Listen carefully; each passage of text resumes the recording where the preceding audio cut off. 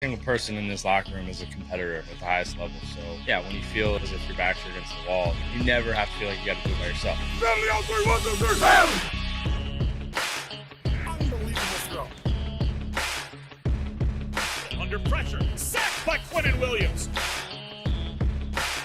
Right sideline, Uzama's got it. You look to your left and your right, you got guys out there with you that our whole point is to help each other. This one to Mims.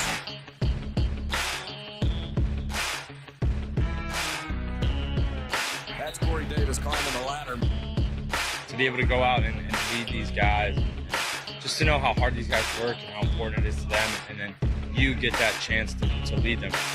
Everything that happened that needed to happen for us, it almost felt like kind of like a sign, like give it like a second chance almost. Gets extra pushes, running left. Maybe a little extra life breathing in the locker room.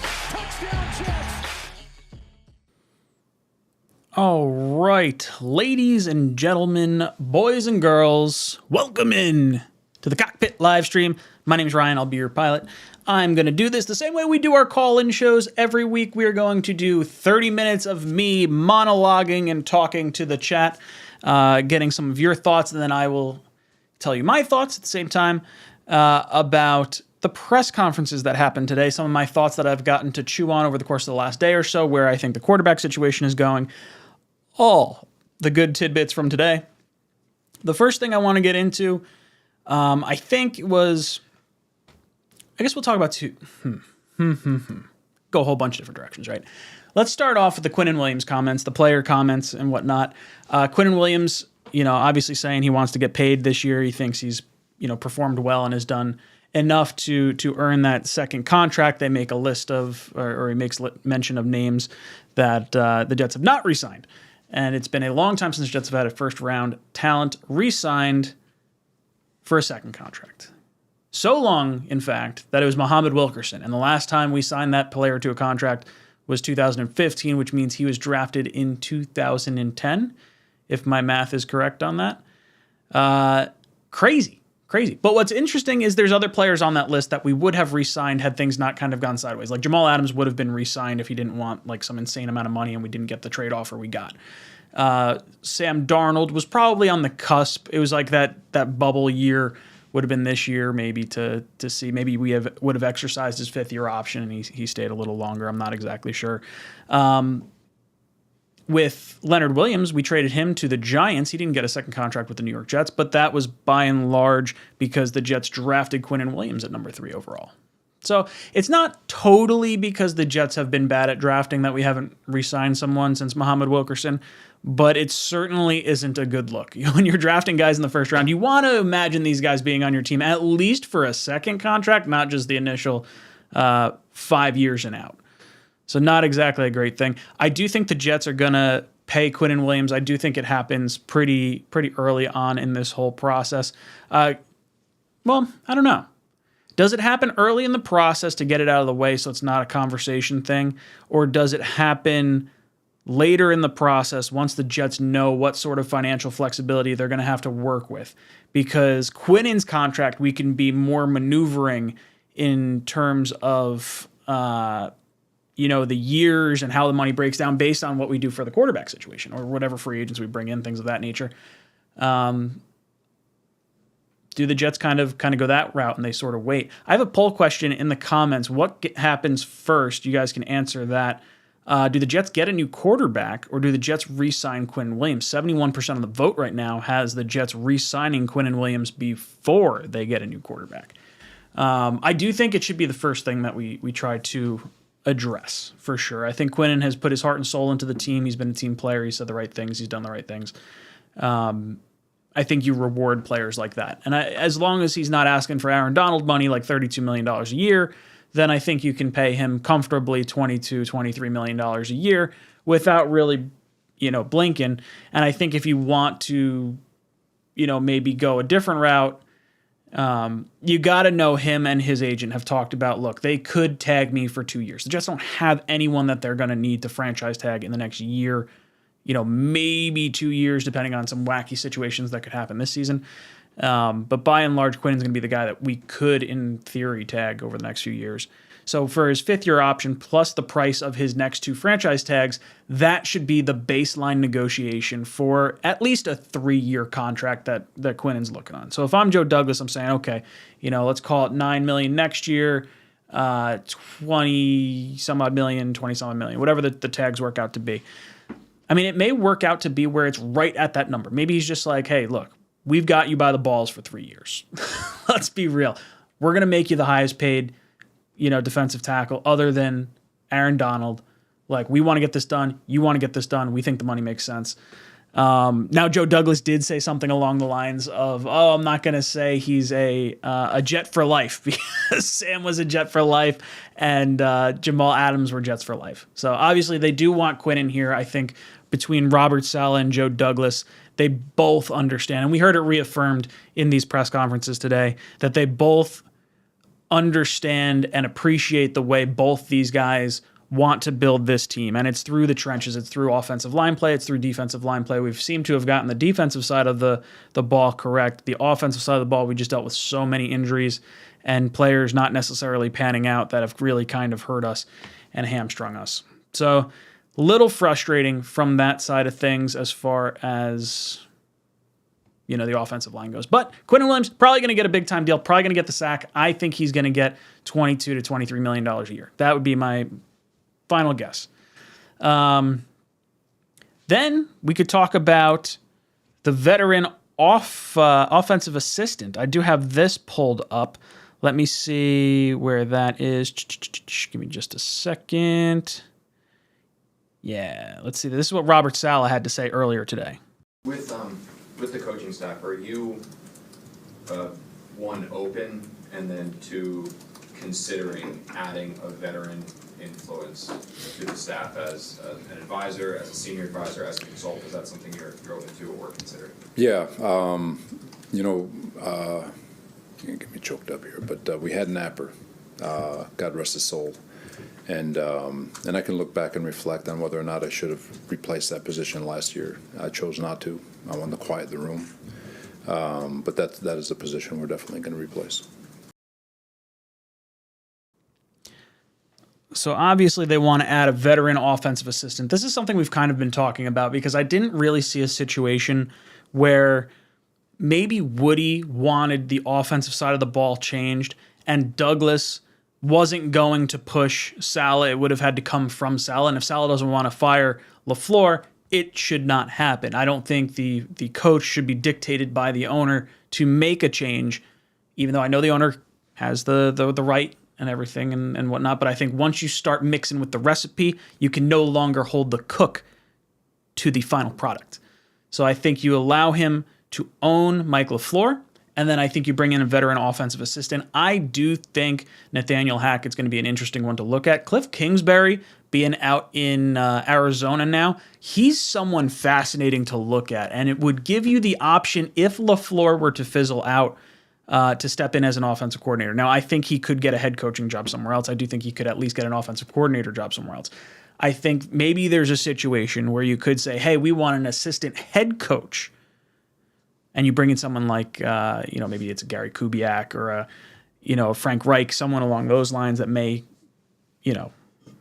Jets may want to bring someone in along those lines. I don't know. I would like that. I think that would be the route I would go. The assistant head coach that could have maybe a little, I don't know. You don't want to make LaFleur a lame duck, though. That's the only thing. But you want to see the offense start ticking. So maybe someone that could provide some offensive calling prowess and some creativeness. I think that's where they're probably headed. I'm all right with that because based on how I've seen the offense go, LaFleur has gotten guys open. I'm not upset with how Mike LaFleur has developed this offense. I think I'm more upset with how the quarterbacks have performed in the offense and how Mike LaFleur maybe has not, I don't want to call it dumbed down, but has not, it doesn't seem like he's made it easier for the guys. Like I feel like if I was Zach Wilson, I'd be running RPOs all day. Like just dumb down the offense so he can use his athletic gifts. But it does seem like they understand the offensive side of the ball was an issue. A lot of it was hinged on the injuries. They did make note of that. Chris and Blitz, I will get to your comments in just a second. I just want to finish up my thought process on these press conference things. They did, where was I on this? the offensive assistant, the quarterback situation. They did have Zach's back. I think they're committing. They're saying you don't give up on talent. Don't give up on talent. Zach Wilson has a ton of talent, and you can't give up on him. You got a guaranteed contract anyway. It would be silly to move on from him when he's at his lowest trade value anyway. I am firmly in the camp of Zach Wilson will be here for the 2023 campaign. Now, I don't think he's going to be the starter, but I don't think he's going to be a third-string guy. I think what's going to happen is Jets are going to bring in a veteran quarterback. I don't think it's going to be someone named Mike White. But I do think we bring in a veteran quarterback. I think we have Zach Wilson back that quarterback up because I think that's what we're kind of at this point. We got to see him play. And then you might maybe bring in like a drafted guy, someone in the middle rounds, 3rd, 4th, 5th round. I like Tanner McKee from Stanford. He's someone I'd keep an eye on. I think there's some high upside there, maybe not full recognized potential that was hit in college.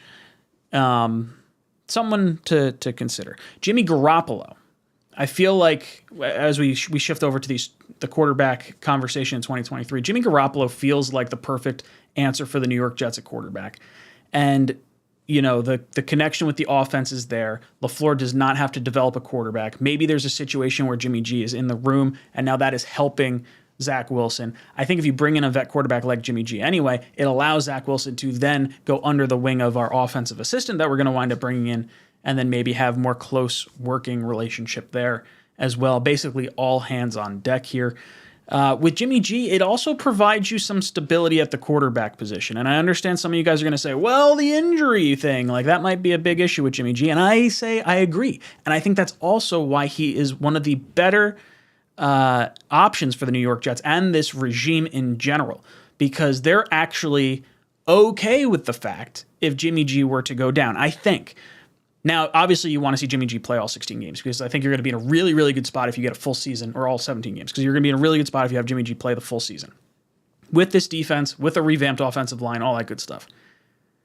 If Jimmy G does not do the whole season, you get to see Zach Wilson, which is exactly what this coaching staff wants to eventually see anyway. Now, a lot of that's going to depend on what kind of contract you're going to have to give Jimmy Garoppolo. There's going to be a lot of competition for him. Does he go to Vegas, go back to his former offensive coordinator in Josh McDaniels, throw to Devontae Adams, have Josh Jacobs in the backfield?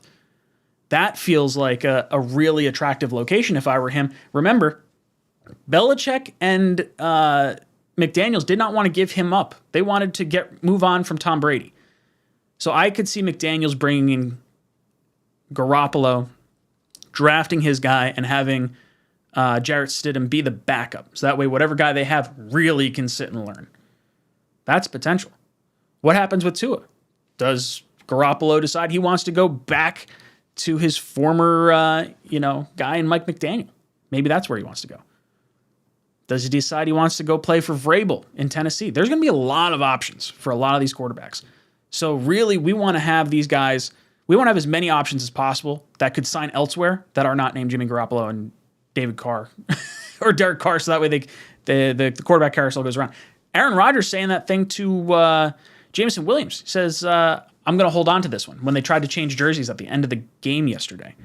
Aaron Rodgers, I'm going to hold on to this one. Was that his last home game jersey that he's going to wear in Green Bay? He's got $59 million not to retire next year. I don't think he retires. I think there's a real shot he's getting traded, which the New York Jets, really not a bad spot. I think that's another option. I think there's a timeline, and I'll have the timeline. I'll make like an actual graphic. We'll talk about it next week.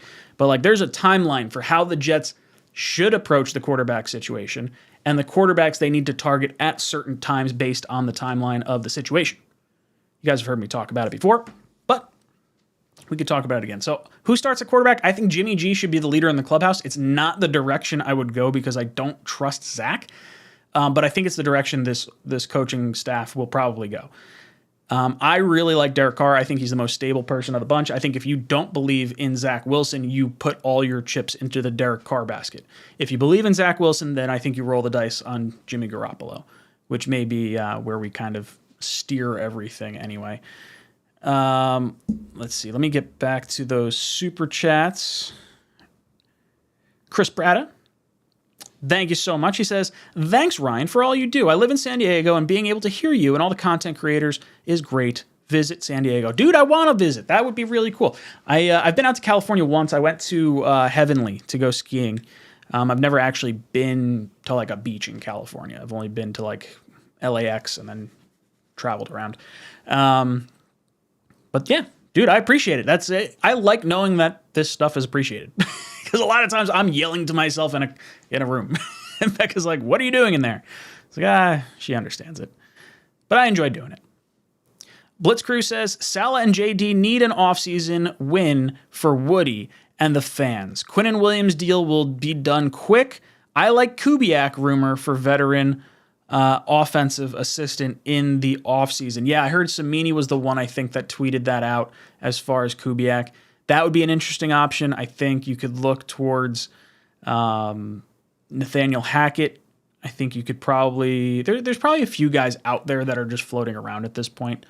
You could look at maybe guys on like Philadelphia's staff, like offenses that are actually working. Cliff Kingsbury is an interesting one. I don't know if that would work out. I feel like he may have been too high up to swap. But Kubiak's an interesting one. Gives you an option for like, if someone gets in the hot seat as far as coaching goes. What else are you guys talking about in here? Joe S. says, thanks, Ryan, for great content this year. Hit the like button. Thank you, dude. I got a bunch. Actually, as much as I enjoy the calendar football season, I love the offseason even more. So if you enjoyed this channel and you're sitting here saying, oh, man, Jet season's over, this kind of sucks, the offseason is actually where we have the most fun, and we get to have a little bit of hypothesis and theory and news and rumors and all the fun stuff right there. Like, that's actually, this is fun. Because things aren't necessarily time sensitive, so you can have more energy into topic discussions than maybe, quick news clips or whatever. John comes in. John says, if it arose, would you offer Quinnen Williams in a Lamar trade? I am so torn on Lamar, and I should have brought this up in my video about him because this is going to be a question that I knew we were going to encounter, and it's, do you trade Quinnen Williams for someone like this? And I think you would. If you could forego, I don't know what you'd have to forego in order to make Quinnen Williams worth it. Like for us, I'd rather give up the draft picks because Quinnen the player is more important than the young players that we would be getting in return. So if you're asking me, would I do a Quinnen for Lamar trade? I think my answer is probably no. I wouldn't say Quinnen's totally untouchable. Like if he wants $32 million a year and we're getting that kind of thing, and we're like, screw that. Sure, make the move. The argument for Lamar Jackson is interesting, right? Like a running quarterback has never won a Super Bowl before, or at least not a really heavy run quarterback. Like you're talking Russell Wilson is the most running quarterback to have won a Super Bowl. Now Cam and Kaepernick both got there. And, I'm sure we'll see more in the future. I think Jalen Hurts is probably going to get there at some point in his young career. So can you win with that style of play? He's played 12 games each of the last 2 years. Man, if we're talking consistency, I don't know if Lamar gives you that consistency. But, man, it would be hella fun. It would be really cool. Now, think about this. We have the tight ends, right? Like, you have Uzomah and Conklin. I feel like Uzomah and Conklin could at least be on the same level as one Mark Andrews. And then wide receiver-wise, Elijah Moore and Garrett Wilson are filthy compared to what Lamar Jackson has had to work with. And our running game is legit. Breece Hall might be one of the best, if not, he's probably top 5 running back in the league. J.K. Dobbins is no slouch, but the Jets actually have the personnel to be able to run that type of offense, and it's not like that insane. Now, maybe it's Greg Roman coming in as an offensive veteran assistant, and they trade for Lamar, right? Like, that's going to be... what winds up happening? Who knows? It could happen. But Lamar would be exciting. It really would. That doesn't strike me as a Douglas move unless they really feel if they miss on Carr, they miss on Garoppolo, they don't think Rodgers is realistic, then I think they try to swing something for Lamar. There's a lot that goes into this. Not an easy conversation to have. Green Empire Lawn Care says, what would you do if we end up getting Lamar? Okay, if we end up getting Lamar, what are we saying that contract was worth? Are we gonna let's call it? Want to call it the Watson deal, right? The Deshaun Watson deal. I believe it was 3 first-round picks. Was it 3 first, 2 second? No, I think it was 3 first, a third, and a fourth. I think that's how it wound up working out. Would I give up that for Lamar? Yeah, I think I would. I would. The quarterback position is so hard. We haven't really shown a way to. I don't know, man. The contract's the one that really irks me. Like if Baltimore, who I consider to be a smart organization, is not paying Lamar, that speaks something. But it's so hard to find a quarterback. Why would I even turn my nose up at the idea of possibly getting Lamar? I don't know, man. He's exciting. I think I would want someone else to go after Lamar. That would be probably where I fall on this. If Joe Douglas goes for it, I'm all on board. 100%. I trust Joe Douglas in terms of understanding the aspects that may be going on inside the Ravens locker room. Lamar's an interesting one for me, though. I think I'd rather go a different direction. We'll see. I guess I can go to the phones. I got to figure out how to make the phones work because you guys are going to hear me in here and I don't hear you. Let's see if these headphones are. Did I get my Bluetooth headphones working? Probably not. I tried to set this up earlier. I didn't do it. Let's see if that works. If not, what I can do. Let's see. I don't think I can put those in my headphones.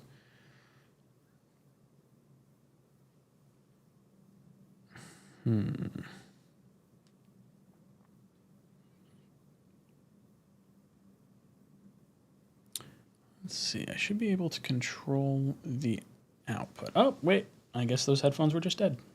I think it's working. You know what I'll do? We're going to go 1 and 1. So that way if they die, got some options. All right, let me put the call-in instructions in the chat. I'm going to pin that. So if you guys want to call in, you'll see the instructions on the pinned comment in the live chat. You and I will be able to video chat, but everyone else will not be able to see you. Only you and I will be able to see one another. Everyone else will just hear your voice. So you guys know the questions. You get 3 minutes on the clock. After 3 minutes, I'm going to eject you. Now, I think because of the way I set up everything, I'm pretty sure I can only have 4 people in the waiting room. I don't think I set it up the right way that I did last week. So I had 10, I think, last week. So here we go. First person up, we got Charles. Charles, welcome to the cockpit. Hey, Ryan, what's up, buddy? No, I'm hanging in there. What's on your mind? Well, I watched your Lamar video, and I thought it was pretty damn good, I should say. But as I said in the comments, I know we dealt with a lot of injuries in the offensive line, but we should still focus on building up the offensive line. Because when I was on with Richie earlier today, a guy by the name of Indiana Jets was like, it doesn't matter who our quarterback is if we can't protect them. So we need to be able to protect our quarterback. Now, if I'm Joe Douglas, I would try to build it around the 3 good offensive linemen he got in this past 3 drafts. Mekhi Becton, Elijah Vera Tucker, and Max Mitchell. Those 3 guys have produced pretty well for us. The problem is they can't stay healthy. They have a hard time staying healthy. Especially Mekhi Becton, because these past 2 years he was out with injuries. But with all due respect, though, there's my number 1 quarterback I would love to get in free agency is my man Aaron Rodgers. I think he's done in Green Bay. I think he's had it with Green Bay. But so he can't be cut. Wouldn't He's not. You'd have to trade for Rodgers. That's the only thing. He won't be able to be cut. That's true too. We would probably have to sacrifice a whole lot to get Aaron Rodgers, which would be crazy. But I wouldn't mind getting Jimmy Garoppolo. The problem is he can't stay healthy either. Probably the safest route would be Derek Carr, but the problem is, as we talked about before, he doesn't do too well in weather games. But I think Derek Carr, to me, is the safer choice because of his durability. Remember, when we go back to 2016, he was having an MVP caliber season until he tore his leg up. And that's the only time Derek Carr really missed games due to injury. Other than that, he's been healthy. Plus, if you look with the Raiders, he's never really had a good defense to support him. He's had players on the defense, but not a good defense unit. If he were to come to the Jets this upcoming offseason, he's going to come in to a team that has a top 5 defensive unit, even though they struggled in taking the ball well these past several plus games. Even though the last game of the season they were fantastic, but our offense couldn't do shit. Yeah, look, I think the offensive line, they're going to have to add more pieces to there. I don't think you can rely on Mekhi Becton. I would bring in a tackle at the number 13 overall pick. I do think Broderick Jones seems like it might be the most likely option. Roger Jones, tackle he's from the tackle Georgia. of Georgia. He's the tackle out of Georgia. At least, like from the rankings I'm looking at, it looks like he might be the third one and would be most likely to hit 13. We're gonna watch the As far as national quarterbacks go, championship. I like Derek Carr. If you look at the way Douglas and Saleh talked at their press conferences today, the one word you heard them say multiple times, consistency.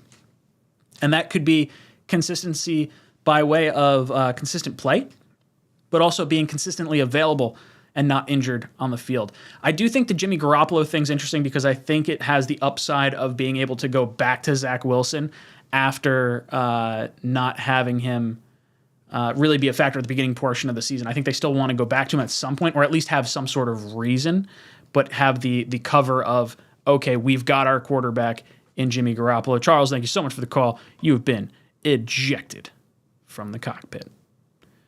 And my chicken didn't shoot across the screen. What's going on? Come on, chicken. Very disappointed in that chicken. Is it over here? Huh.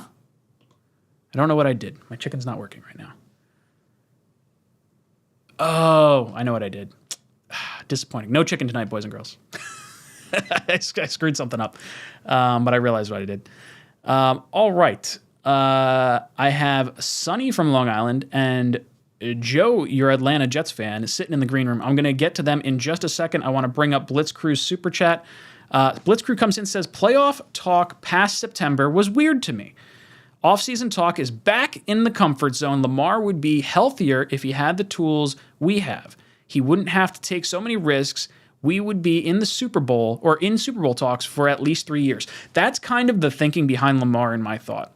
Like, if you're going to blow your wad, like just destroy the salary cap for 3 years, while you have all your young guys, your core guys that you consider the main staple parts of your team, while they're on rookie contracts, why not? Like, just have at it. We've got the tight ends. We've got the running back in Breece Hall. Like, we can set up an offense for Lamar Jackson. I just don't know if we have the offensive staff to build it for Lamar Jackson.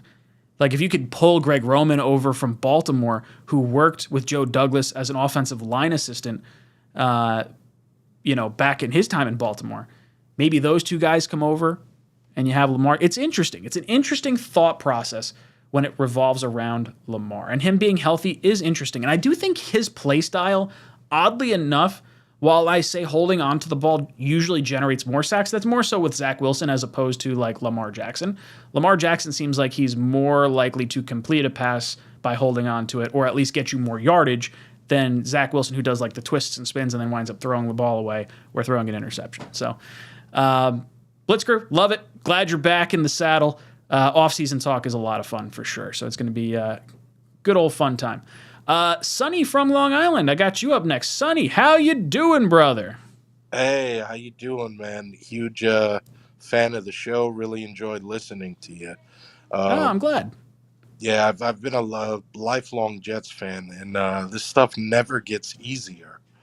It's, I mean, it's so rough, right? Like every year, and like this was the first year in I don't know how long that I openly said to my friends at work and like out and about, I can't wait for the playoffs. We're going to be in the playoffs. By the bye week, there is zero doubt. You told me 100% chance we're getting in the playoffs. I'm telling you 100% chance. That's exactly where I thought we were. Starting, just stating the obvious, starting at 7-4 and then going on that 6-game losing streak. I mean, that was, just so miserable.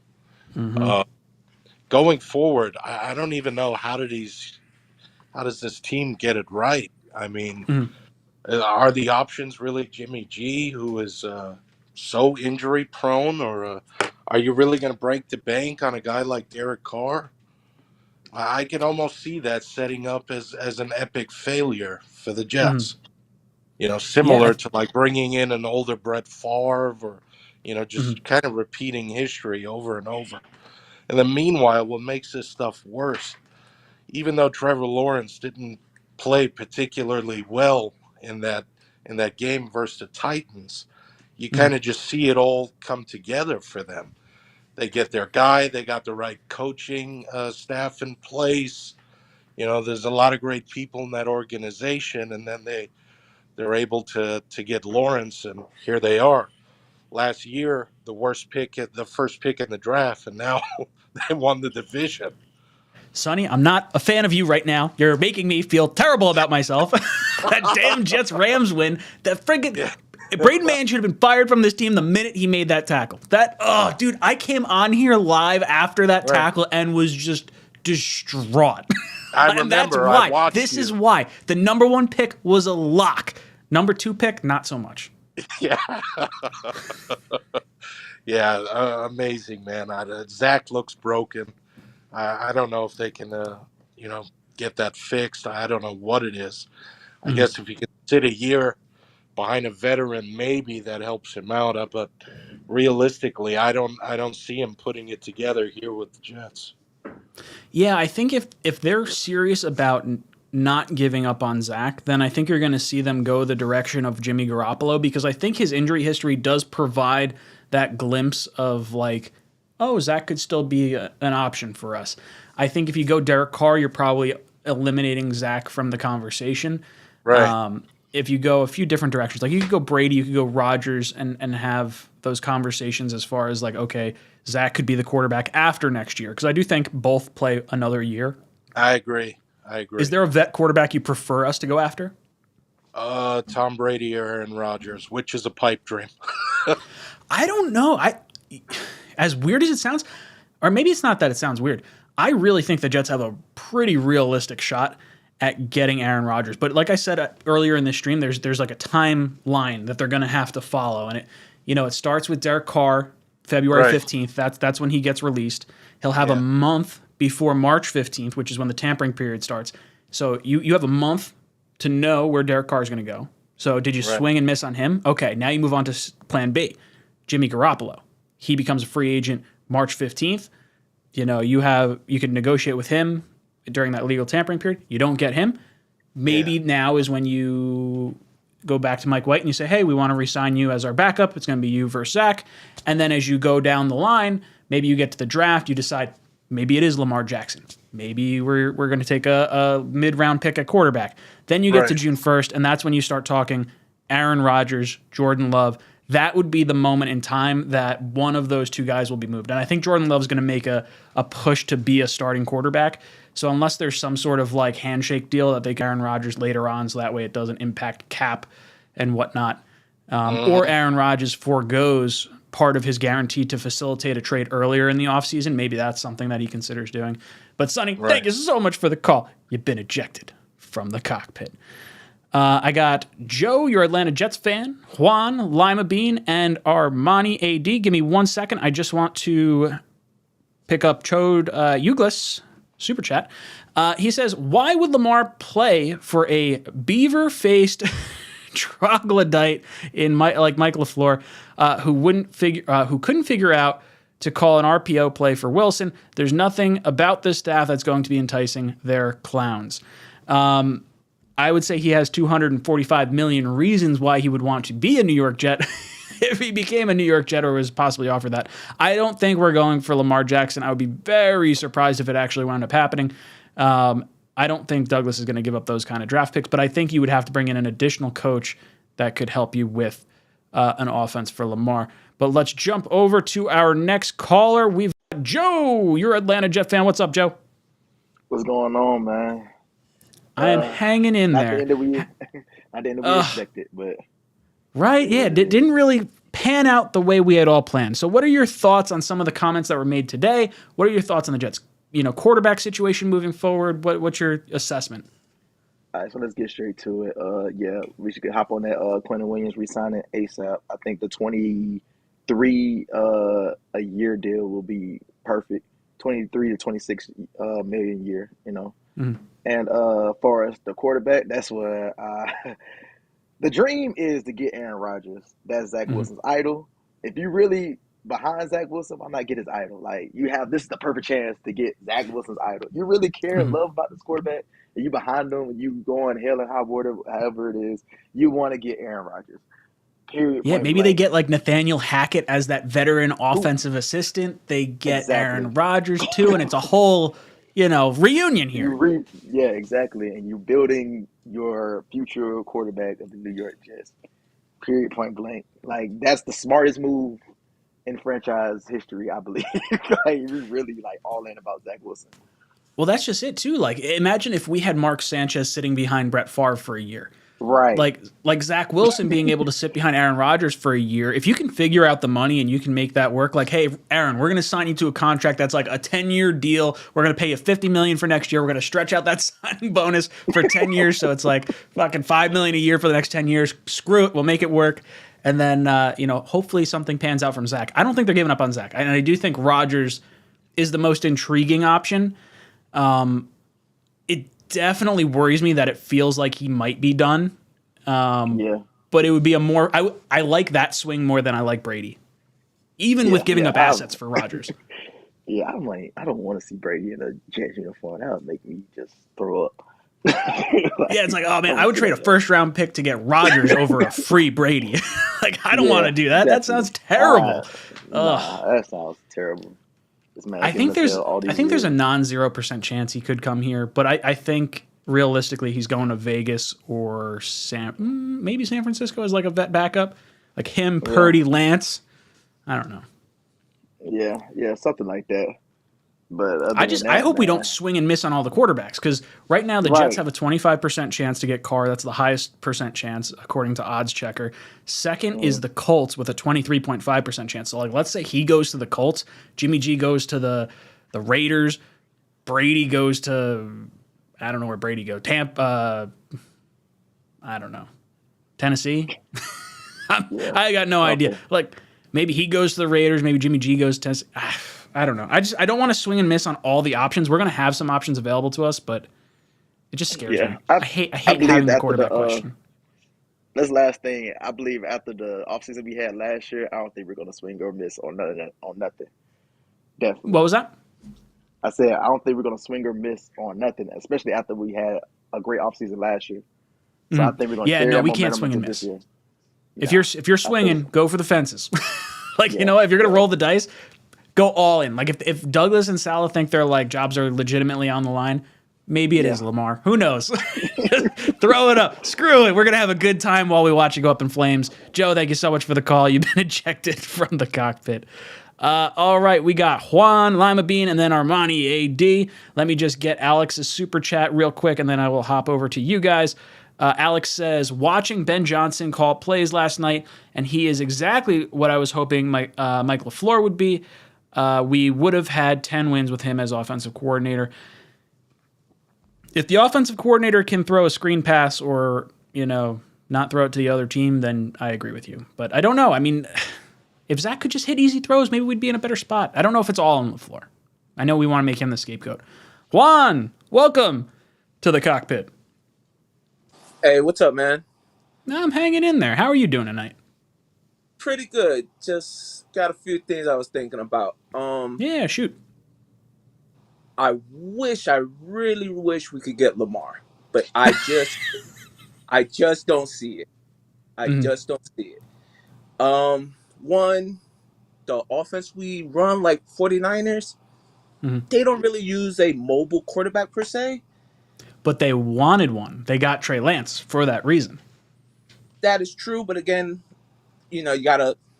I will believe it until I see it. And another thing, Fair enough.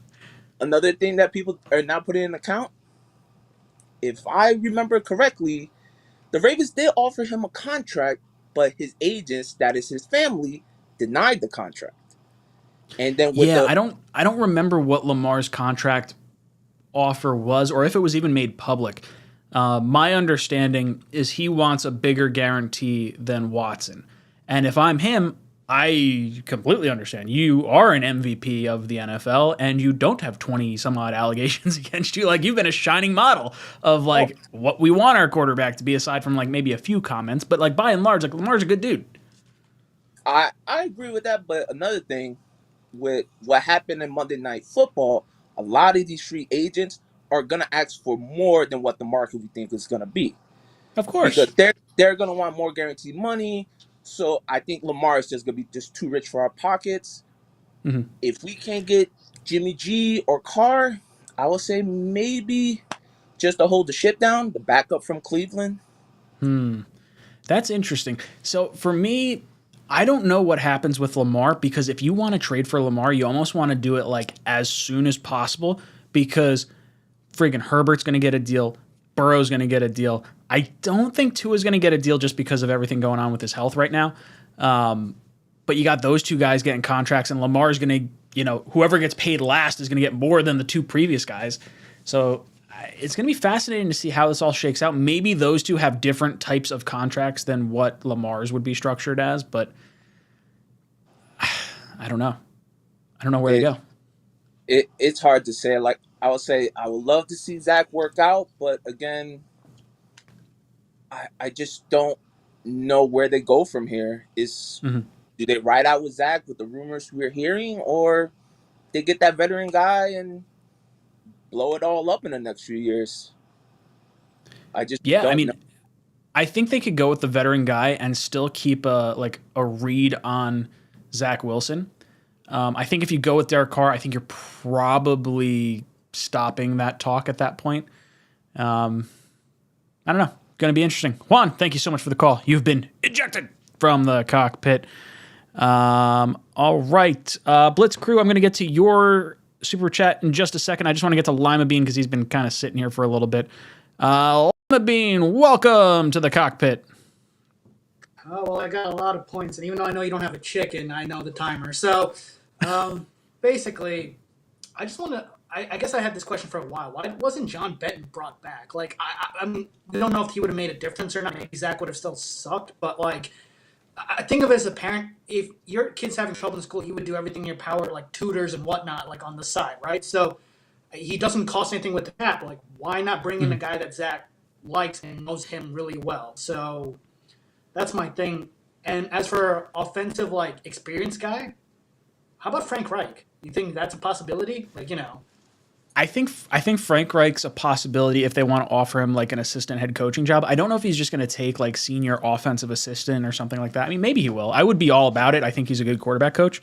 But you touched on a very good thing that we actually got a little bit of insight in today, and that is he wanted the room quiet, right? What was that? He wanted the room quiet, but it's like you needed a veteran exactly. Like there was too many. But like, Well, there was too many cooks in the kitchen, right? When it came to the offensive side of the ball, it was LaFleur. But a five-star kitchen has like 100 cooks in them. I know, but like I would think the meaning behind that statement was LaFleur, Calabrese, and Beck, and the only one of those three that was not brought back was Beck. So I think they have an issue with that. I think there's probably a little bit more behind the scenes where the Jets are probably not thrilled with maybe him working with Beck. I think that's kind of maybe where we're starting to see some of it go. Like, I would hire Kermit the Frog if he makes Zach better, right? Like, it just doesn't make Well, that's sense. just it. Like, does Beck make Zach better? He's worked with him for 2 off seasons. Or well, it's different. Yes, now. Well, we saw him in season. The issue we got from Joe Douglas today was that Zach and the injuries were inopportune at the time. He missed, 3 preseason games, and the training camp that was associated with it, plus 3 weeks into the regular season as well. So maybe that was enough to just hamstring his entire season, but I don't think it would have thrown his footwork we should have off. brought a veteran president who would have worked. Oh yeah, well I blame Saleh 100% for that, and I think I put it in a recent video where I was like, Greg hey, Knapp thing was lost, and quickly before I run out of time, I guess our Yeah. game sucked. O-line, I don't know what the hell's going to happen, but we got to figure that shit out because it doesn't matter who's like we put in Mike White and Joe Flacco, and they still put up 6 points each, so that's a problem. That's ugly. I think Kurt Warner could be a good QB coach if he wanted to, just putting that out there. Pay Quinnen Williams because he's great for our core, like no brainer.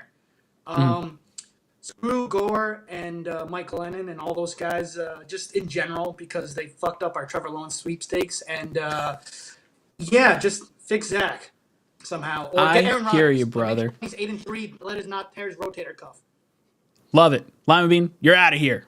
You've been ejected from the cockpit. I've got Armani, AD, and Joe up next.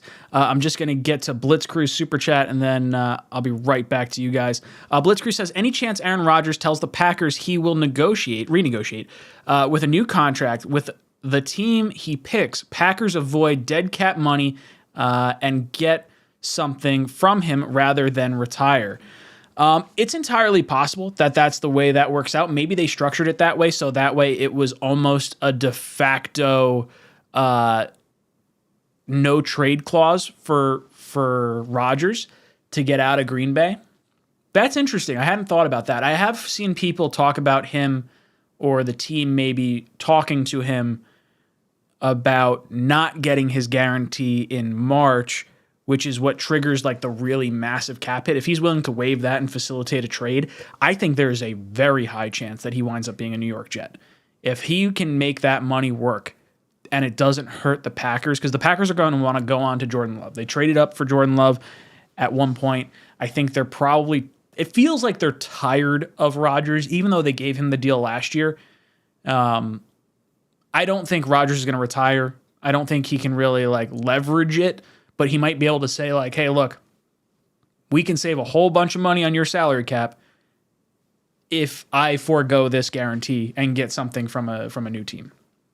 So who knows? I'd like to see it. I think there's definitely a possibility if Rodgers can work with the contract. Because I do think there's value in having a Super Bowl caliber quarterback for next year, but then going back to the option of having Zach. I think there's value there for sure. All right, Armani AD, welcome to the cockpit. Ryan, what's going on, man? Dude, I'm hanging in there. How you doing tonight? I'm doing good. I'm doing good, man. Happy New Year, by the way. Happy New Year to you as well. Where about you calling from? Yeah, I'm wearing my Chad Pennington, Love it. I got my Chad Pennington jersey in the closet over there. I have like, when I went through high school, when the Giants won, they won my senior year and then they won my senior year in college. So I taped over the back of my Pennington jersey and I put Manning on the back because they beat the Patriots both times. Well, I wanted to get right into it today because I you hear everything online about, should we fire, Mike LaFleur, let him go. And, everybody brings up Gary Kubiak, everybody brings up Frank Wright. And I think about two things. Both of them are 61 years old. Both of them started, with respective clubs that had amazing quarterbacks. You had Gary Kubiak, who started with, back in San Fran, and also he started with John Elway. You had Frank White, who started with, being in some offensive capacity with the Indianapolis Colts with Peyton Manning. They had time to develop, and they had one of the best, top 2, top 5, whatever you want to put them at, quarterbacks of all time. So, I feel like you got to give LaFleur more time. You got to give him time to develop. Maybe we have him for one more year and see where it works out. And I get it. It's not, nobody really cares for LaFleur being there anymore. And I get that from, the standpoint of we couldn't score when we got close to the red zone at all. We were just, inept when it comes to that. But, overall, I feel like give us one more year, because if we dump him, how are we going to recruit more coaches in the future? We have to stop being a turnstile as well, too, because people look at that as well, too, from a competitive standpoint. Do I even want to play with this city? Do I want to work for this city? Because it seems like they're just letting people go. As far as Quinnen Williams, you got to re-sign him right away. As far as the starting quarterback, I would love Aaron Rodgers. I'm the biggest Aaron Rodgers fan you'll find, but Aaron Rodgers, one day he wants to be the host of Jeopardy, and the next day, he wants to go out into the wilderness and reconnect, like the show Alone. Get some ayahuasca. You know what I mean? I don't know, but I do think that our best bet will possibly be Derek Carr. I don't think Jimmy G is one that's going to be suitable for us, because we're going to probably be playing Mike White at some point in the season. So I think Derek Carr is our best bet. I would love Lamar, but I think that the Ravens wouldn't be that foolish. They already can see what happened with Deshaun Watson and that whole debacle. I think they're going to keep him. But your thoughts? Yeah, no, I think as far as offensive assistant, I do want to keep Mike LaFleur for another year. I hope they don't mind up moving on from him. I think we'll hear a little bit more over these next few days. But I would like to hold on to LaFleur. I'd like to bring in an offensive assistant, someone that could be senior offensive guy. Could be I don't know, could be a former head coach, could be a former guy that's worked with, within the Shanahan system in the past. I don't know. I'm sure they got a list of guys somewhere, but I definitely want to bring someone in. I don't want to fire LaFleur, but I'd like to bring in someone that can run an offense that if we have to fire LaFleur, we could then keep that guy as our OC moving forward with this same regime. Because like you said, I do not like turnover at all. I think there is a very big, if I'm going into a new position and I see, hey, every 2 years this regime is getting flipped over, I don't want to go there as a good candidate. So I completely agree with you on there. As far as getting Quinnen re-signed, I think it should happen early on. The only reason I think it may wait a little bit is to see where all the chips fall as far as quarterback goes, because I think Quinnen is still a valuable trade chip on his current contract and allowing another team the ability to dictate what they do with him. I don't think they're going to want to trade him. I think he'll wind up getting re-signed and he'll stay a Jet for a long time. And then as far as starting quarterback in 2023, Rodgers would be cool. I think the value in Rodgers is that you can move on from him after a year, because even though he's been dabbling back and forth, you say, hey, we want you for a season. We'll sign you for 1 year because we want to go back to Zach Wilson after this. Let's try to win a Super Bowl 1 year before we sacrifice too much of our salary cap. And I like that for a mentorship role. I like that. I can go with that. Right, that's okay. I'm here for the 1 year Super Bowl caliber quarterback vet, as opposed to maybe some other options. I don't know if Minshew's really a realistic target, or if we wind up with Andy Dalton or something like that, and it's Andy Dalton with Zach backing him up, I'm gonna go on a. It's Joe Flacco all over again. That's all. I'm gonna be jumping out my window.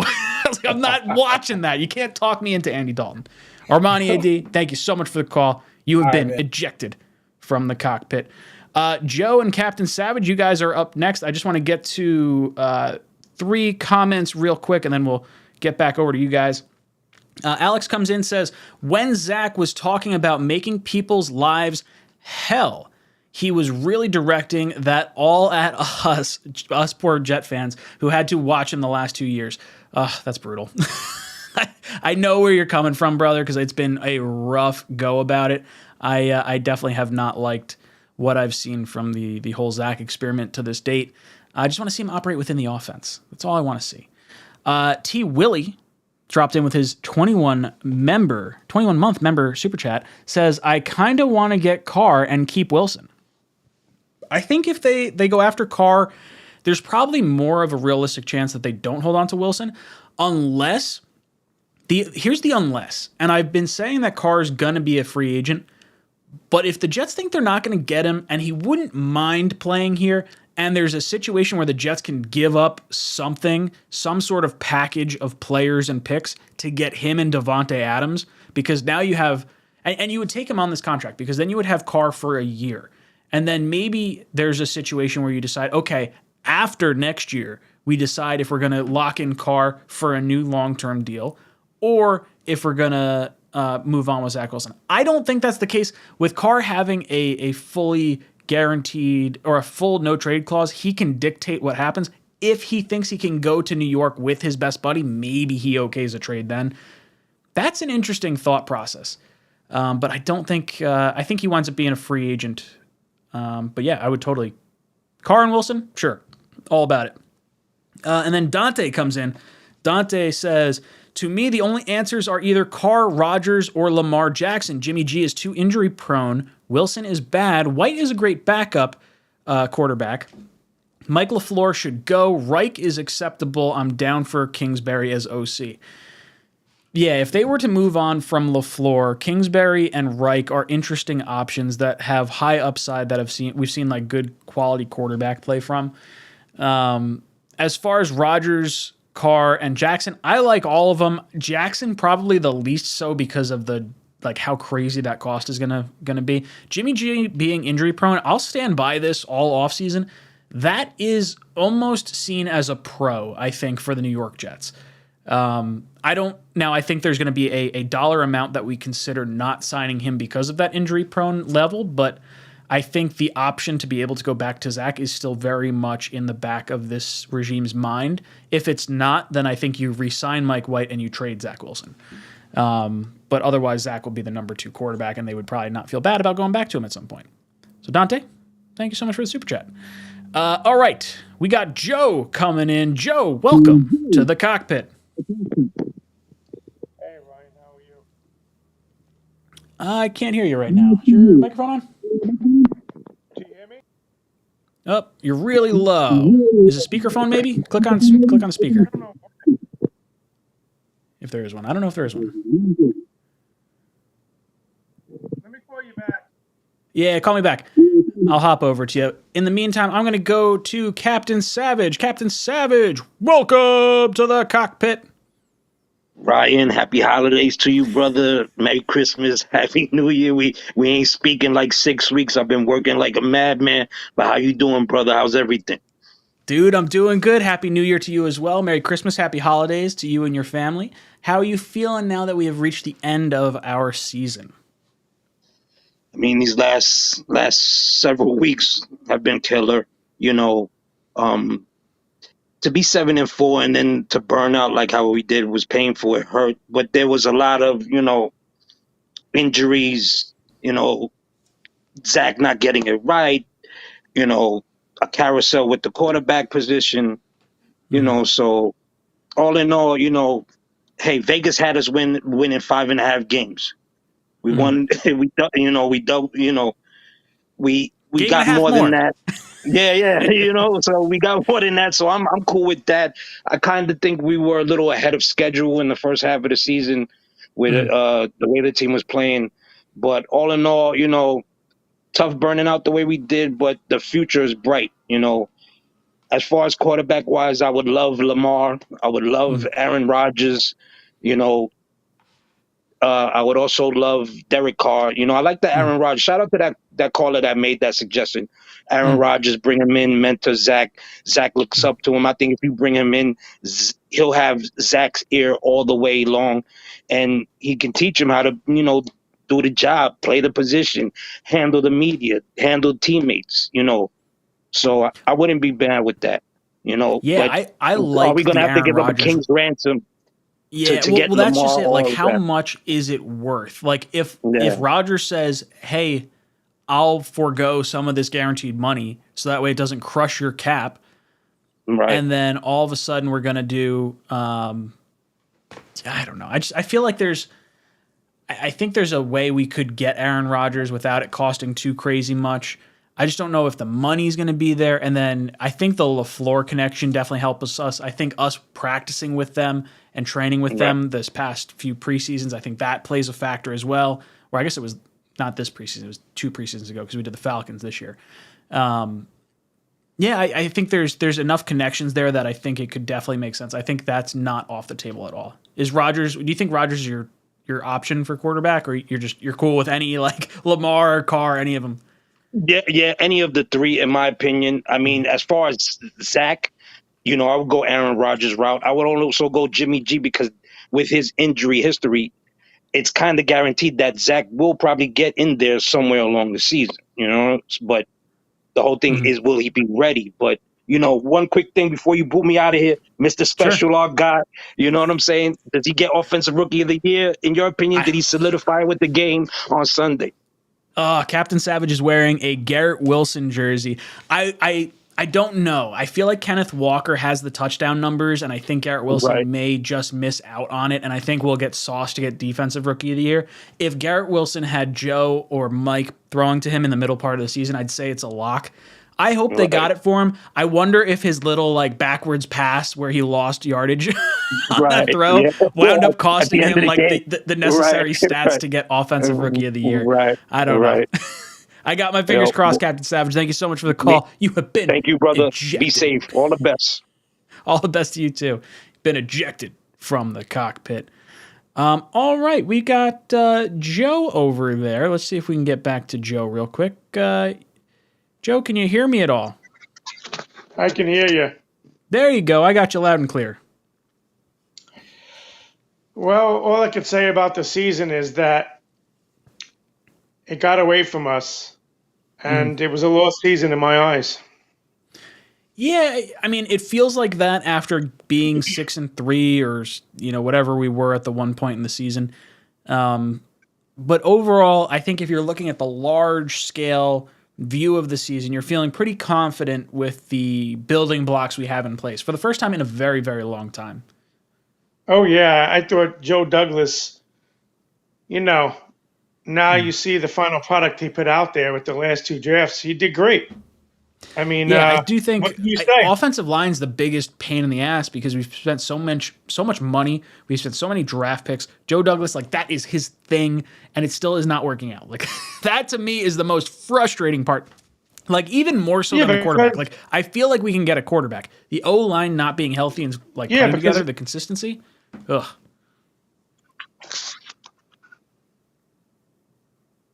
Yeah, you're right. I mean, injuries happen in the NFL. It's part of the game, so you have to live with it. I'm a little Yeah, for sure. disappointed though that Mekhi Becton got hurt 2 years in a row. You know, Yeah, I mean we're talking like nearly. I got to 3 say this years though. This before whole we've thing seen with him Lamar again. Jackson. Mm-hmm. Yeah, go on. Joe, can you hear me? Uh-oh. Sorry, Joe. You're gone. Lamar Jackson. It sounds like he's not too happy with Lamar Jackson or doesn't think it's going to happen. One or the other. Who knows? Let's see. I'll scroll back through the chat. We'll go through a few comment questions that you guys are going through. I don't have anyone in my my little call-in log, so if you guys want to call in, you'll get through most likely. Let's see. T. Willie says, I feel like Wilson is actually going to work his butt off and come back and be a lot better. Start Carr, push for Wilson that much more, or will push Wilson that much more. Have him sit behind and learn the ins and outs of the system. I just don't know if you sign Derek Carr and like it makes sense. Like I think Derek Carr's going to opt out of his deal, and I think he's going to get probably like a 3-year, $100 million contract.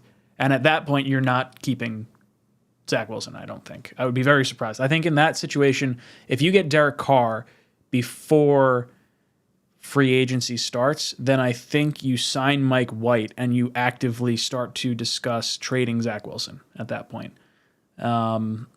Because if you're signing Carr for 3 years, unless you're trading Zach in some sort of package, I don't know. It's a weird situation. But I do like having Zach sit and learn. Finger Lakes Jet fan says, bring in Jim Bob Cooter as OC just for the name. Stafford liked him. Yeah, I heard there was rumors about Stafford coming to New York because he may want out with Sean McVay possibly retiring. Who knows? Harlan Abrams says Adams wants to stay in Vegas. I do think Adams wants to stay in Vegas because he grew up near that area, if I'm not mistaken. I think he does want to play with Carr more than Vegas necessarily.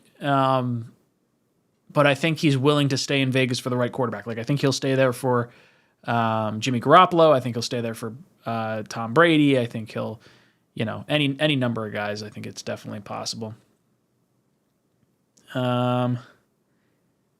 Let's see. Damon Allman says, Wilson is staying in 2023 no matter what, unless he's traded because of dollars. 24 is the first time they could consider moving on from him. I've said this for a while. They can move on from Zach Wilson after June 1st. I mean, they could do it now, and you just have to allocate money in a contract to another player into 2024 because his cap hit would hit you in 2023. So it's just playing with numbers more so than anything else. But I get what you're saying. His cap hit, if traded prior to June 1st, would be higher. It would be a $20 million cap hit this year instead of like a $10 million this year and a $10 million next year. But if you trade him after June 1st, it then splits his cap hit.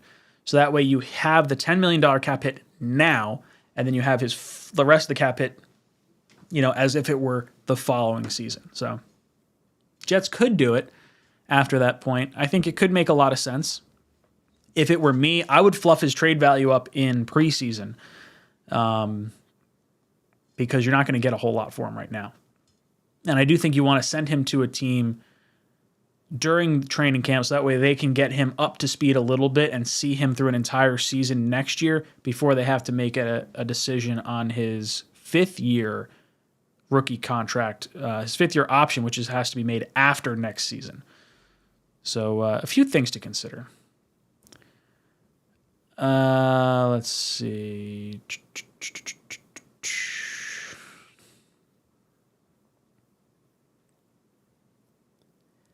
Trin the Great says, once we get a quarterback that ends up on a cheesy insurance commercial, we'll know we're elite. Yeah, right. If we could do like discount triple check, something along those. It is sad. It is sad. Oh, Trin the Great. I didn't even see your other comment in there. He says, Jets quarterbacks never end up with cheesy insurance ads. Sad. It's true. Jin Pak says, put the boxing gloves on Zach Wilson. Toughen him up. Yeah, it feels like he could use a little bit of Fight Club, right? Like, put him out there, let him get knocked around a little bit. Sounds like he's been pampered a little bit too much. I don't know that to be true. I mean, maybe he's a hard worker. I'm picking on this one just because I like the name. I think it's funny. Rich Samini's crusty tissue. Is this guy speaking through a hole in his neck? That's pretty funny. No, everyone has talked through their actual mouths. Blitzcrew says, I think Aaron would love New York City. Yes, I do too. I think he very much would lap up all the attention in New York City. He loves the cameras on him. He's such a drama queen, but that's okay. If we can have him for a year, I'm all right with it. John G says, Zach's going to be doing curls to build up his clipboard arm. You'll hang some weights from the little hole in the top of the clipboard, right? And you just, as he lifts it up, that'll be his workout. Zach needs Rodgers and an ayahuasca trip to get straight. I don't know. I think Rodgers after the ayahuasca isn't necessarily the best. But that's all right. Finger Lakes Jet Fan says, I think a second or third for Carr and use a first on O-line. 3, 4, and 5 can still grab good safety and a linebacker and center. I don't, unless you're getting Devontae Adams, I don't think Carr is going to accept a trade. I think he knows he's only guaranteed like $30 or $40 million if he moves on with this current contract. And then he can get hurt and he's only got that. If he opts out of his contract, he is going to get a Kirk Cousins kind of deal. It's going to be like a 3-year, $90 million deal or 3-year, $100 million fully guaranteed contract. I think he's 100% going to opt out, and I think you don't have to spend any draft picks to go get him. I would bring in Carr. I would use the first on an offensive tackle. If the tackles are gone, I'd consider a guard. If not, maybe I trade down. And then I would honestly look for, if you could have me go tackle, guard, center in the draft and then just figure out safety and linebacker in undrafted free agency or in free agency, I'd be totally good with that. The offensive line is like so critically important and we're so hurt on it. Like, throw all the assets. I don't care what it is. Just make it work. All right. We've got Zubin, a.k.a. Blitzcrew, joining in. What's up, Blitzcrew? Welcome to the show. Hey, Ryan. Great finally getting on with you. Yeah, nice to finally talk to you. Yeah. Aside from all the super chats, I guess. Yeah. Much appreciated. Always welcome. So what do you think we're going to do offensive line? I mean, obviously we want to use the first-round pick if we don't trade it away for a quarterback, but I mean, other than that, we're probably losing our center. We have a huge hole at left guard. I don't know where we play AVT. I mean, what are your thoughts? Yeah, so for me, left guard, let's go left tackle to right tackle. We'll go across the board. So left tackle right now, you got Dwayne Brown potentially coming back next year. He's got some guaranteed money on that deal. He's got to have surgery in the offseason. Does he want to retire? What winds up happening with him? I think that's, he's an option for us for next year if he decides to come back. I think at left guard, you have Tomlinson there for another year. You're just kind of stuck with him, which kind of sucks for his contract because he has been horrible. But I think you're kind of stuck with him for another year. I do think you have to draft his backup because you're going to have to replace him probably after next year unless he just gets it together. Center with McGovern's interesting because I would like to bring him back. When I was doing a little bit of research, I started working on my mock offseason, my 1.0, and McGovern's listed as a $12.7 million market value or market rate. And I don't know if I necessarily want to pay him that much money, but I don't know if I necessarily want to possibly roll the dice on maybe an injury prone center. It sucks. McGovern at least has been out there and been available. I think maybe trying to bring him back is the correct way to do it. Right guard is AVT right now, at least for next year. Right tackle, I'm looking at, so I've got Max Mitchell, and then I've got Becton, right? Like those are the two guys that are probably going to compete for that spot. I don't think we bring back George Fant. On the left-hand side, to compete with Dwayne Brown, I would use that first pick on someone, that 13th overall pick. Without me watching too much tape right now, I've been saying Broderick Jones just because he's the tackle from Georgia. I like the SEC guys. I think he's got the size and can play a few different positions as well, so you have a little bit of flexibility there. As far as free agency goes, there's a right tackle from San Francisco, McGlinchey, who's going to hit free agency potentially. I would like to bring him in and then maybe have Mitchell compete with him. And then on the left-hand side, maybe it is like a Becton versus number 13 overall pick if Brown doesn't wind up coming home. It kind of depends on what Brown winds up doing, but I still want to have 4 capable tackles, like 2 starters and a swing tackle and then like some high-end insurance. But I think, Mitchell will wind up being that insurance at some point. Yeah, because it seems like our biggest barrier to getting a good quarterback, making this being their ideal landing spot. Yeah, right. Like offensive line, like no one wants to get beat up, and that's where I kind of struggle with Carr. Like, are they going to be able to convince enough people that like, hey, our best left tackle that was arguably one of the best tackles in the game when he was healthy 2 years ago is coming back from injury. Like, so don't worry about your blind side. And then this Pro Bowler who played like shit this year at left guard, don't worry, he'll play better next year when you get the guy that's always hurt back. And then we don't know what's going on with center right now because free agency hasn't happened. Derek Carr, don't you worry about that because you're going to sign before free agency. That's a concern. But we got AVT back and he can play every position. So whenever we have an injury, we'll just slide him over. Exactly. Blitz crew, I love it. I don't have any other callers on the line, so if you want to ask another question, I'm all about it. I'm not going to give you the timer. All right. So what do we do for the third QB spot? Do we draft a young person? Do we take someone that like just never showed out, like Drew Lock or something like that? I'd like to roll the dice on someone. I would like to go in the draft. Someone that's piqued my interest enough right now is Tanner McKee, the quarterback from Stanford. He's like 6'6", I think he's like 235 pounds. He's a big dude. He hasn't lived up to his high school to college expectations, and they're projecting him. I think Tankathon has him somewhere around pick like 50 or 60, but I've seen a lot of other people put him in the 3rd or 4th round. If he's there in the 3rd or 4th round, that's someone that I would consider being like our 3rd string quarterback, where someone you can just let him sit behind. Like you have, like let's say you have Jimmy G, and Jimmy G comes in, you have Zach sitting behind him, Jimmy G goes down, Zach hops in, then you still have your young quarterback that you're going to play him off as if he's going to be the backup role, but maybe of higher aspirations for him, in the future. And this is the opportunity to now let him sit and learn the way you wanted to maybe have Zach do it, but with the 2nd overall pick expectations, maybe you just couldn't do it. But he's someone I find interesting. I've had a few people reach out and say Hendon Hooker. Yeah. I don't know. He tore his ACL like not that long ago. Like he's got a redshirt year next year right off the bat. I think he's an older rookie than most too. He is. I think he's going to be 24. Which actually Tanner McKee went on a 2-year mission as well. So I think he's on the older end of that spectrum as well. And I think a lot of people wanted very low picks in college, if I remember correctly, and it's kind of a huge plus. Yeah, let me pull it up real quick. Tanner, I don't know what their stats are offhand.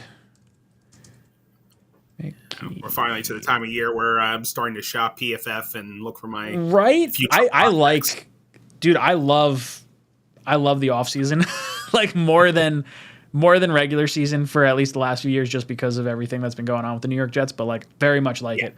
All right, so passing wise, so last year played in 10 games, had 2,300 passing yards. This is Tanner McKee. This year had 2,900 yards. Last year, 15 touchdowns. This year, 13 touchdowns, 7 interceptions last year, 8 interceptions this year. Quarterback rating, 138.7 last year, 126.4 this year. He did have 4 rushing touchdowns last year, 2 rushing touchdowns this year. So the kid's got some wheels. But again, like I said, he just has kind of like unrecognized potential. And maybe there's something there. Who knows? Just some thoughts. Blitzcrew, I'm going to eject you because I finally got someone else waiting here. Thank you so much. I appreciate all the love as well. Thank you so much, brother. You've been ejected from the cockpit. All right. I had someone else in here, but I guess it's Fabian. Fabian's up on the clock. What's up, dude? Welcome to the cockpit. Hey, what's up, Ryan? How's it hanging? I'm hanging in there all right. It's been a long season. I don't want to say I'm glad it's finally done, but I'm glad we're talking a little off-season action now. Yeah, that's the Jets Super Bowl, the offseason, unfortunately. But one year we'll get there. It's the real one. Right, soon enough. Yeah. Going forward, it doesn't excite me, but I think Jimmy G and Mike White would be the way to go starting next season. I'm not going to lie to you. I don't think Lamar's realistic. Having said that, that would be exciting. Yeah, I'm not into that. I'm not into giving away the draft picks. Having said that, I'm with you. You said it before. It'd be exciting, man. It would be something. Well, that's just it. It's like if you get Lamar, it's like total screw it. Who gives a shit? Like let's just have fun. Like I'm all about that. I do agree. I think Jimmy G is the most likely. And if they think they can get something for Zach, then I think bringing White back to be Jimmy G's backup makes a ton of sense because then Jimmy G, if he doesn't wind up working out, maybe Mike White could eventually be a nice answer for us. I just get the feeling that they kind of know what Mike White is, and I think there's enough mystique around what Zach Wilson could potentially be that I would be surprised if Zach Wilson was not QB2 in any situation next year. You mean any other team, our team or any other team? You mean? Yeah, well, no, I mean for our team. I don't see any situation where like, you know, I don't think we'd bring back Mike White. I don't think they want to admit like full failure of Zach Wilson. I think he is going to be here. And I feel like I'm not seeing Mike White being number 2 in front of Zach Wilson. Like, I don't think they're going to make him quarterback 3 for next season. No, the thing with Zach Wilson on top of the shitty play is clearly, I've said this before, on losing teams, the backup quarterback is a popular one. When the backup popular one is on a winning team, the backup quarterback is a popular player on a winning team, which at that time he was, that's a problem. There's something more than that. That's why I don't know if, but again, you're right. They're not going to just trade him for a bag of balls either. But listen, Joe Douglas has done it before. I mean, maybe if you were to get a 4th, that might be enough because it just doesn't seem like in this town with these players, it's going to work. Even if he fixes some of the flaws, it just seems like the first bad pass and that's it. And with Jimmy G, with his history of injuries, he's going to be seeing the field, unfortunately. So, but you might be right. And listen, the best case scenario is him being the success with that rookie contract. Then, you know. Yeah. Well, that's just it. It's such a killer, man. If we hit on Zach Wilson, that was the pick. If you were able to hit on it, you knew we'd have enough talent because of all the other draft picks. And the nice saving grace for Zach Wilson is that we didn't have to trade up. Like, imagine being San Francisco and, like, giving up 3 first-round picks to go up and get Trey Lance. And now Trey Lance, like, has played, like, 3 games for you his entire career. Like, that's brutal. And, like, as much as it sucks being a Jet fan, like, I know the 49ers are in a better spot because they're winning games and whatnot. They had the quarterback in place. But, like, they gave up a bunch of picks to try and move on from Jimmy G. We may wind up getting Jimmy G, and I don't know. It's weird. It's crazy. And it's like, it's asinine yet. You can't even criticize them because look where they are. But I was going to throw something out. This is a crazy thought. This just doesn't solve our quarterback. We think Zach Wilson for Trey Lance, just switching headaches, and this doesn't solve. We still need Derek Carr or Jimmy G. It just seems like he's not wanted there, and this guy's not wanted here. They're around the same in the draft board last year. That's interesting. I wouldn't hate that. I did think that Shanahan liked Wilson the most going into that draft, and I feel like if they didn't have Lance, there's a high probability we could trade Wilson there. I think instead of Trey Lance, there's a higher probability we get Jordan Love just because of the timing and like him wanting to be a starter, like being like, hey, Jordan Love, you're going to go compete with Zach Wilson over in New York. Like, we have insight on the whole situation because of LaFleur's brother being there. The I brothers, think yeah. that's more likely. I think Lance is definitely going to be in San Francisco for next season. But Fabian, thank you so much for the call, brother. You're the You've been man. ejected from the cockpit. All right, up next we got Christopher. Christopher, what's up, dude? Welcome to the cockpit. What's up, Richie? Ryan, can you hear me? Oh man, you gotta be kidding me! No, it's all right. It's an R name. It's fine.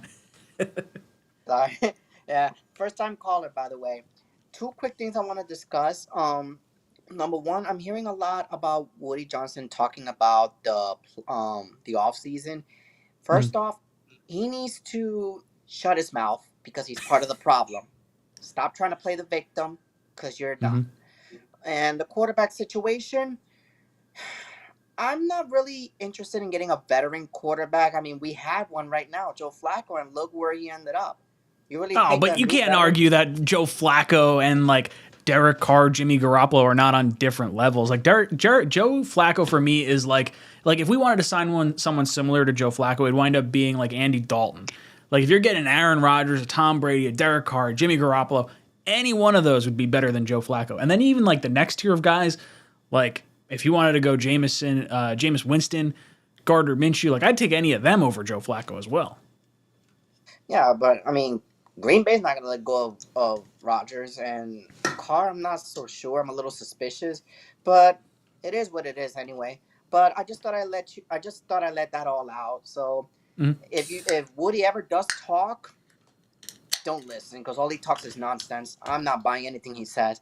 Ryan, Well, I want to touch base on that real quick. So Woody Johnson, I understand the frustration that Jet fans have with Woody Johnson, and I think it's because he comes off maybe a little dweeby. But I do think that by and large, the Johnson family has always ponied up the money for the GM to spend how they want. Like you see them go out and spend big money on free agents, and we've whiffed on it. Like it's been bad signing after bad signing, and they haven't really been a prohibitive factor in that. Now there's times where I have heard rumors like, oh, they've pushed for Brett Favre. Oh, they pushed for Tebow. Oh, maybe they made the push for Wilson at the top of the draft because they thought they needed the quarterback. We lost out on Trevor Lawrence. Like we need to sell tickets and whatnot. I've heard Woody Johnson talk a lot, and I think he's more a fan and living that way. And I hope he doesn't take his fanhood into these owner meetings and like start like yanking, like pulling wires out of the computer because he's upset that like the screensaver's on or something. Like I want this dude to figure it the hell out. That we will see, and that is yet to be determined. Ryan, thank you so much for having me. It's a pleasure to meet you. Dude, I appreciate it, Christopher. Thank you so much for hopping on. All right, we've got Jacob hopping on next. Jacob, welcome to the cockpit. Ryan, how's it going? Dude, what's good, brother? Welcome. What are your thoughts on the Jets season this past year? Where do you think we go in the future? Man, okay. The fact that we went from 6-3 to now to the record we ended up on it is pretty disappointing. But I got to say, our expectations were pretty low going into the season. So the fact that we even hit that kind of mark, I feel like, it definitely is a step in the right direction. And I'm pretty excited for what next year has to, or I guess this year has to hold. I would say quarterback has to be addressed. We believe in Zach Wilson, but he just showed that he needs to sit behind a veteran. I mean, that at the end of the day, I believe that. Whether it's Jimmy Garoppolo, whether it's Derek Carr, I don't know who else I'll go over besides Aaron Rodgers. I don't want Tom Brady. I know I've heard your take on Tom Brady. The whole idea of him going to New York, I don't know. Yeah, I don't look. I'll be honest. I don't want Tom Brady. I'm just putting it out there that it is 100% on the radar. Like there is no way that's not being considered behind closed doors right now. Right. Exactly. And I was gonna say, and we have to sign Quinnen. By the way, like that is 100%. Quinnen has to be signed right away. I fully believe that. And I don't want to trade him for another player. I think Quinnen, he's a game changer in the defense. We actually saw him when he went out, how the defense kind of suffered because of that. So I kind of definitely want to bring him back or sign him. I want your take on the schedule, though. Did you see the 2023 Jets schedule? I did. I took a look at it. The Jets have 9 home games and 8 away games. The Jets are playing the NFC East and the AFC West. And then I believe the games the Jets have outside of that are the Texans and what's the other team? I don't remember what the other team is off the top of my head. But I have seen a pretty good look at what the schedule, or at least our opponents, look like. I would say I like it-ish. It's fine. It looks similar. I think there's so much parity in the NFL that it's hard to diagnose right now. Yeah, it really is, and I'm gonna say I'm definitely going to the Dallas game because I'm actually from I'm from Texas, so nice. I'm definitely gonna go to that game for sure at AT&T. I actually kind of want your take on the schedule, like so. I kind of want you to make a scenario for yourself, like say all the pieces fall in the right direction. You know, we get our veteran quarterback, and you can make up whatever scenario you want. I want you to do the best case scenario. What do you think we're gonna end up on in the season for 2023 with the kind of like almost like a dream team type of deal? Like, do you see us making the playoffs? Do you see us maybe kind of falling short? Like, I just want your thoughts on it. So let's see. Our opponents, so I have it up right now. Our home opponents are Washington, Philly, Atlanta, the Chargers, the Chiefs, the Texans, the Bills, Dolphins, Patriots. Then it's the away opponents are the Cowboys, Giants, the Broncos, the Browns, the Raiders, the Bills, the Dolphins, and the Patriots. So really, that Giant game, the Jets almost have like 10 home games, if you want to think of it that way, because that Giant home game is going to simulate, at least in some capacity, a little bit of a Jet crowd as well. Let's see. I would say I think we can beat Washington. Let's say we lose to Philly. So I'm going to say which ones win. This one will be win. This will be loss. So we're 1-1 going through the home games. Atlanta, we should win. I say we lose to the Chargers. We lose to the Chiefs. We beat the Texans. Let's say we split all our division games. Let's call that like an even split. So I'm not even going to do those. Dallas, right now, I would say that's a loss. Giants, I think with a good quarterback, we can win. I don't think they're insurmountable. I think if we have Zach starting versus their team right now, we lose. Right. I think Denver away in Denver. Man, we've played Denver away like 3 years in a row. Yeah. I mean, they've got to be better than this past year. That's a tough defense. I'm going to say we win it, though. That could be 5-4. And then I think the Raiders and Browns... The Browns should be better next year. I don't want to lose that game. I don't like Deshaun Watson. And then the Raiders game, I think we should win because they're going to be trading Derek Carr. I mean, maybe they have Jimmy Garoppolo or Brady at that point. But I think for me next year, you got to be talking playoffs. You got to be at least 9 wins next year. I think you got to add another 2 to this season. You do. And like you definitely got to. No, we definitely have to make the playoffs this year. Like we've been waiting way too long for this. I don't know with LaFleur. I've been saying it. I don't know. I think you got to let him go. I don't have a problem with Saleh. Mike LaFleur, man. I don't know. He's just not doing. You're not anything. On board with the hiring of veteran offensive assistant at all?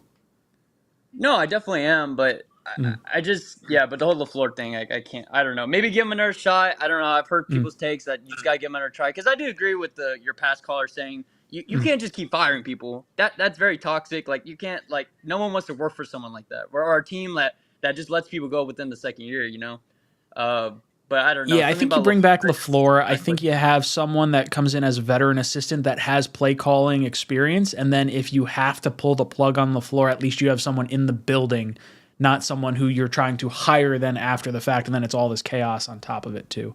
Jacob, thank you so much for the call. You have been ejected from the cockpit. Up next, we got V-Man, and then Alex. What's up, V-Man? Welcome back to the cockpit. What's up?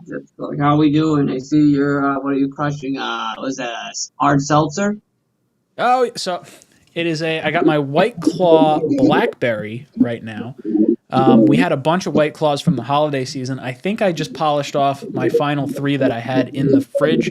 Now I got some Yingling Black and Tans I got to take care of, and I got some more stuff in my basement fridge, and then I can start buying new beer. This is just the fun stuff. Usually, I don't try a hard seltzer, or not try. I usually don't have a hard seltzer until like the warm weather. But I've been on a White Claw kick. I'm enjoying what right now. I'm currently enjoying the Puerto Rican Christmas beverage, coquito. Oh yeah, that's pretty cool. Well, I'm Puerto Rican. What do you expect during the holidays? I was gonna say coquito. I've the only time I've ever heard that is there's a restaurant near me that is named Coquito. I don't know what it actually is. I'm gonna guess it's a Puerto Rican restaurant. You should try it. Maybe. I mean, I've been to Coquito. I don't know if I know what Puerto Rican food is. Is there arroz con gandules, pernil, ropa vieja, asopao? Sure. I have no idea. I haven't been to Coquito in a very long time. It's got to be, we're talking like a long, long time. Ooh, Jinpak, I see you in the chat. He says Ithaca Flower Power. That is a great beer and one I have in my pro shop, by the way. Sorry. All right, let's get back to All right, let me reset this timer. V-Man, go. Fire away. All right, the problem I think, the thing with Michael LaFleur, the problem I saw is he just tried to run an offense. They just didn't have the personnel to run. That was the biggest thing. I mean, like, the plays he's calling would have worked if you had a healthy offensive line, if you had Brees Hall, if you had everything working for you right, but you didn't, and he just didn't adapt to it. It's weird. Well, I think what's tough is when you lose your best offensive lineman after losing a lot of linemen prior to that, and then losing your best offensive weapon and your offensive identity. Like you built this entire team through the entire preseason. We are going to run the ball. Like this is like that's gonna be how we establish our identity. And unfortunately, what happened was you lose those two guys, and you can't really change your entire team midstream. That's why they went out and they got James Robinson, and it just it didn't work out. They didn't have the horses in the stable. Yeah, I know. It's unfortunate, but I'm confident in. Like I do think we need to bring a veteran offensive line. I like the idea Rich Samini floated of Gary Kubiak. Worked with Saleh, worked under him in Houston. Guy that's not going to be afraid of being in a win or being in a win or get fired scenario. Yeah. And also, I think people getting worried about Derek Carr, I think, is a ridiculous thing. Let's break down. I've seen somebody say, he can't play in the cold. It doesn't matter. Vinny, you and I have had this conversation, right, about Derek Carr playing in the cold and how I do not care about that. I don't know women, but and then there's the he can't. The defense isn't a legitimate excuse because Mahomes won with a shitty defense. And okay, hold on. Let me fire back real quick. I love that we have a really strong defense, and I think bringing Derek Carr here would be 100% the right move. Consistency, which is what Joe. Okay, yeah, you're talking me off the ledge. I'm talking about other people. All right. Mm-hmm. Go for it.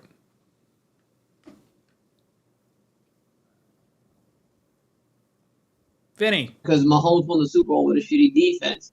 We did not, because they were 7th in points allowed that year and 10th in third down defense. Mm-hmm. Yeah, I mean, that certainly helps getting off the field on third down. Yeah, he was confusing it with the year before when they were 26th in points per game and 24th in points per game and 26th in third down defense. Yeah. When they had Bob Smith as their DC, that's when they were shitty. But the thing is, like I said, Carr can play. He knows the offense, and he's durable, and he's a consistent performer. Like, think about the Jets. You've been ejected. Sorry, dude. Booted. All right, we got Alex up next, then we got Andy from LA. Alex, how you doing, brother?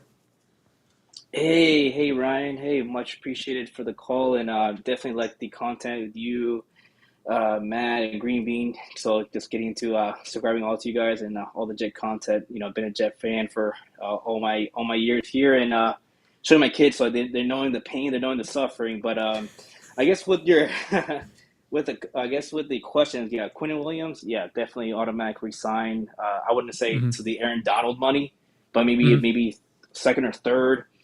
As for the maybe a veteran offensive assistant, yeah, I definitely agree on that. It might be a little bit hard. Mhm. I would say trying to convince someone to come in to kind of put a voice for maybe if we can get Zach Wilson back rolling. My dream would be to have Frank Wright, as the Mhm. OC, but yeah, I wouldn't want to fire Matt LaFleur. Just maybe give him another year. I Mhm. did like what he was doing. They were receivers open. So, but as for like this is the number one question, I don't know. I don't like I don't like Carr. For some reason, I just don't like Carr. I just feel like Mhm. he might just let go and just kind of lose himself in the moment. I think maybe I guess a derivative from that question is, um, how would you feel if the Jets would go all out and maybe draft another rookie quarterback? Mhm. I did see, and of course, the Bears are number one, Houston's number two. Do you think any way where if they were to unload some draft picks, maybe move to top three, maybe try to get C.J. Stroud? What are your opinion on the rookie class? I mean, maybe you wind up having C.J. Stroud and Garrett Wilson, similar to like Chase and Burrow in Cincinnati. Maybe that's what you're kind of looking at there. That would be really enticing. I don't particularly want to go the rookie quarterback route right now as far as our starter goes. I do think between the third and fourth and fifth rounds that you want to draft some type of quarterback to at least be a backup.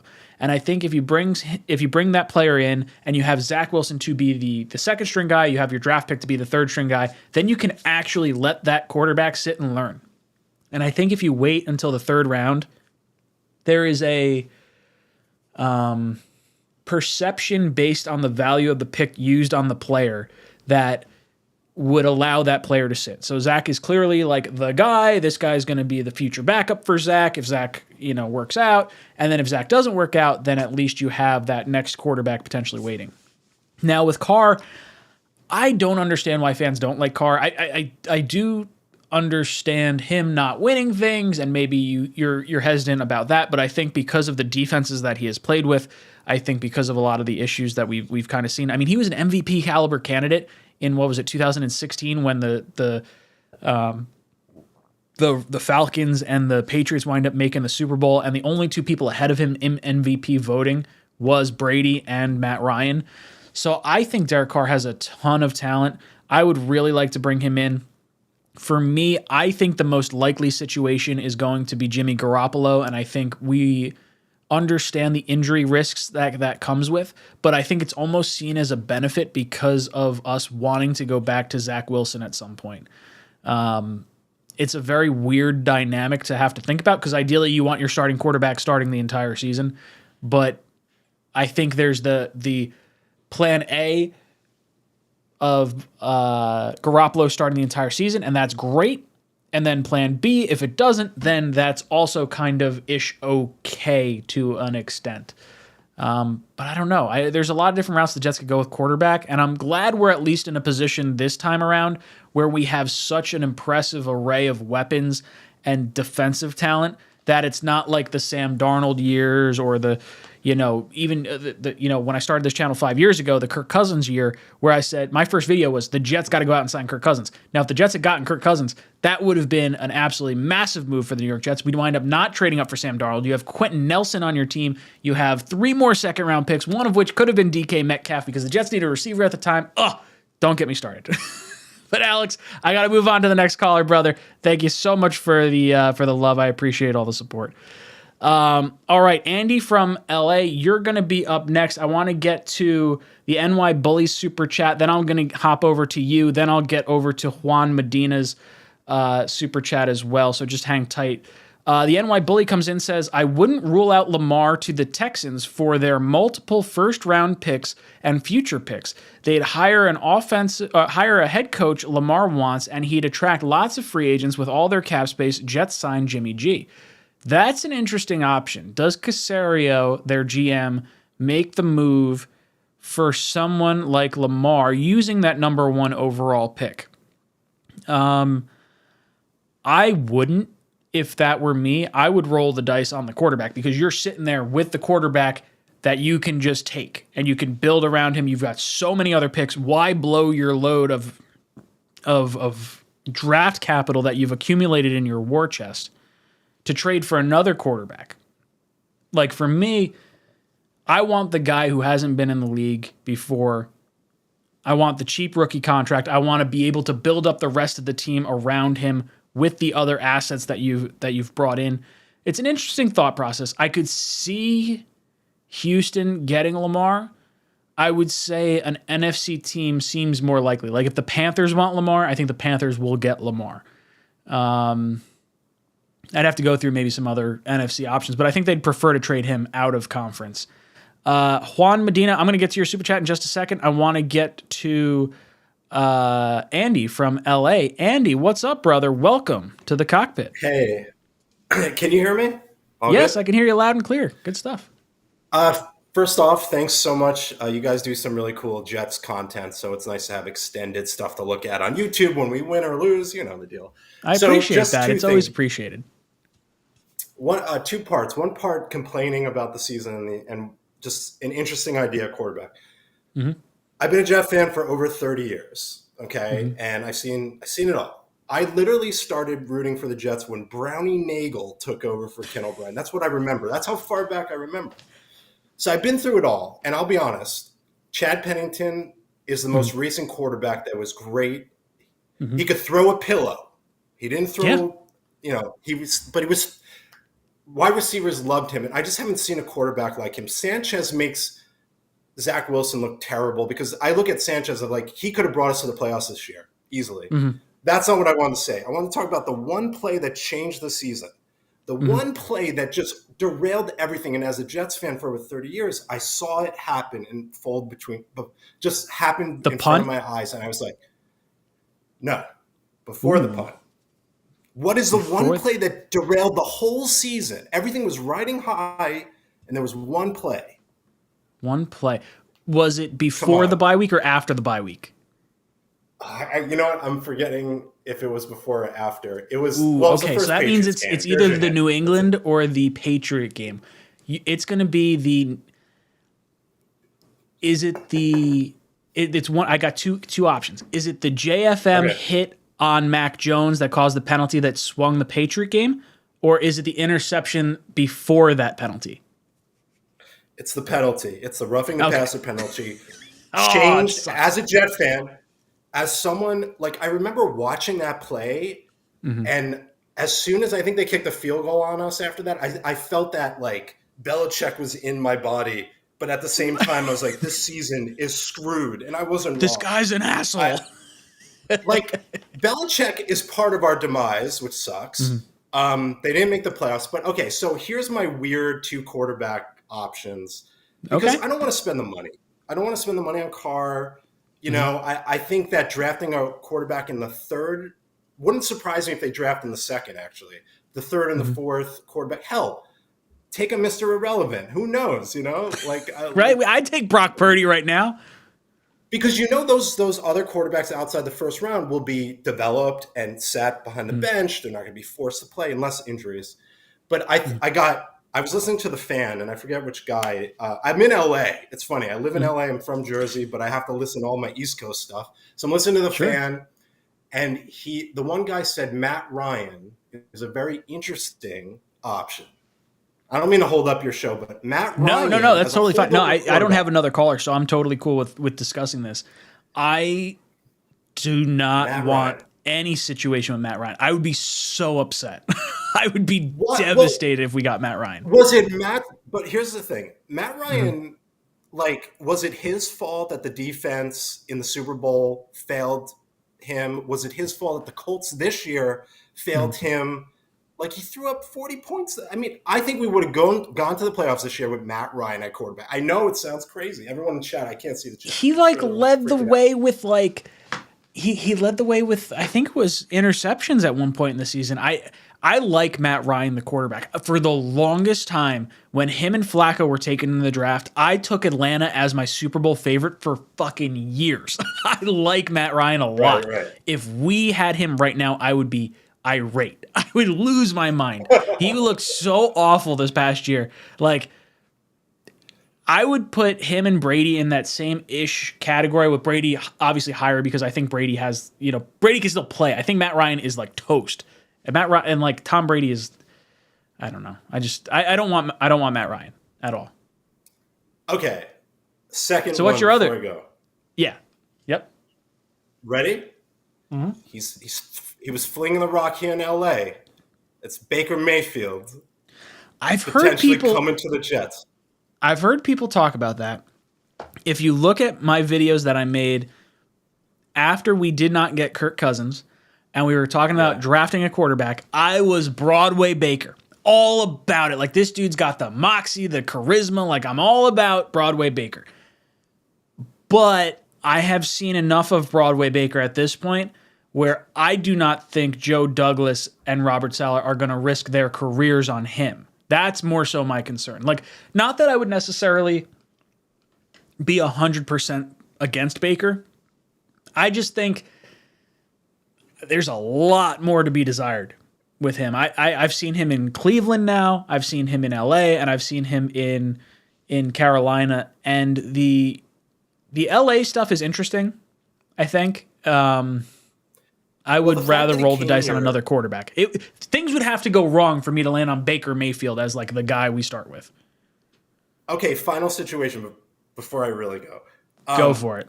Now imagine Mike White is still there.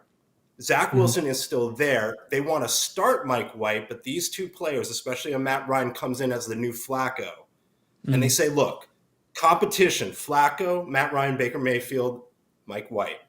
Let's go. Like, I think at least Mike White could get healthy and win games if he stays healthy. I think he hasn't gotten a good shot. I think he stays, by the way. I think Mike White's interesting from the respect of, like, I think if he had played well post injury, like if he had come back after the Bills game and he like did well, then I think he is your version of Jimmy Garoppolo that you sign. And he's the cheaper version of Jimmy Garoppolo, and you're fine with that, and you think he might get hurt, and you go back to Zach Wilson, and that's totally fine. All right with that. I think we've seen enough from Mike White right now that I'm not hoping on him being the starter without a serious starter being here. Like, for me, I'd have to trade Zach. I like Mike White as our backup, 100%. Like, if you could plan the perfect quarterback room for me, it's trading away Zach Wilson, it's having Mike White as our backup, and it's having, maybe Derek Carr as our quarterback, something along those lines. I don't know. I don't know if there's a way Mike White comes back if we get a full-on quarterback, because I really think the Jets want Zach to be the number 2 guy if they can. I think it would be smart for them to keep Mike White because I feel like they've turned into developing him and he's become a product of the Jets indirectly. Sure. It would be a loss if we lost Mike White, whether he starts next year or not. I think he's meant to be in that QB room, hopefully. Yeah, no, I completely agree. I think because of the pride that goes into a number 2 overall pick and the assets involved in it and everything, I think that is the only reason that Zach Wilson is going to be here for next year. I don't think he has remotely earned it in any capacity, and I do think Mike White should be the backup quarterback for next year. But I think because of that contract and the number 2 overall pick, and because of a little bit about how White played and his injuries, that's got to be a concern. If you don't think he can stay healthy, I don't know. I mean, I think him and Jimmy Garoppolo are kind of ish on that same kind of tier, but it'll be interesting to see where it goes. Andy from LA, thank you so much, dude. You have been ejected from the cockpit. Jonathan, I'm going to get to you in just a second. I have a super chat from Juan Medina that I'm going to get to first, and then we'll hop over to you. Juan says, I don't remember the last time the O-line finished more than 10 games together. Why don't we bring in Ferguson to coach? If he wants to, he can teach the young guys how to take care of their body. I would love to Berkshire Ferguson coming in to coach because he never missed a game, never missed a snap except for one snap that we pulled him out on a trick play. So yes, I would 100% be on board with this if DeBrickashaw feels he can coach. Coaching and being good at a sport are two totally different things. Like, you can talk to, top end athletes that have been at the top of their game that do not know how to articulate the position that they're trying to coach to younger talent. They don't know how to bond with them. They don't know how to teach it. Like there's people that know things and there's people that know how to teach things. Like as weird as it sounds, there are really, really good player coaches. Like Josh McCown is one of those examples. Not a great player, but knows how to teach. I would say there's probably a few others that are in the arsenal in the back of my mind, but McCown's the one that jumps off as a recent one. So O-line, look, you're never going to get a bunch of them finishing together because there's 5 guys. What is the chances of having one player on an NFL roster finishing out a season or playing all 17 games in a season? It's probably not real high. So to have 5 do it across that many games is probably a little bit of a stretch. I think you're probably looking at losing all 5 of your offensive linemen at some point in some capacity throughout the entirety of the season for like a game or 2, and you have to be able to be to adjust and have depth. So the Jets got to work on that a little bit. All right, Jonathan, going to be our last caller for the night. Jonathan, how you doing, brother? Welcome to the cockpit. Hey, how are you, Ryan? Long time fan, first time calling in. I remember when you first started doing it, and now you blew up. So I'm proud of you, man. I'm glad to have you here. Much appreciate that you've been around for the entire ride. So I just wanted to say, calling about Mike White. I know the last caller mentioned it. And this is one of the only times I disagree with you, Ryan, because honestly, one of my big things with you, I always feel like I'm aligned with your take. But sure. I think that I do think Mike White has shown us enough. I mean, he had 5 broken ribs, one of them being an old injury, and I don't think that's I don't think that's an indictment on him to be like a Garoppolo kind of player, where he's injury prone. I think even last year with the nerve thing was just like a fluky kind of situation. It kind of reminds me of like when Peyton in 06, and the 06, I think it was the championship game where he hit his thumb. Just one of those fluky things. Same thing with Rodgers did it one year, So I do think that I completely agree with you bringing in a veteran. I don't get why anyone doesn't like Carr, but I guess with Carr, the concern is just, is he damaged? Is being in the Raiders, for me, is being on the Raiders, being in that culture going to affect the culture, him when he comes into this culture we're trying to build, Yeah, I think for me, Carr, the issue, if I was looking at the negative side of Carr, it's they've had 4 head coaches, I think, at this point with Carr. They've never quite worked out. He has looked good in the past. He's been consistent. He's always healthy and available. Like Derek Carr to me is what Eli Manning kind of was. He's not great all the time. I think he's healthy and available all the time, which was Eli's greatest attribute. When you knew who you could have starting at quarterback, you could plan around the rest of the team for that. So I'm with you. I like Carr a lot. With Mike White, I think he has clearly shown us enough to be our backup quarterback at the least. I think he has not shown enough to warrant being the starter.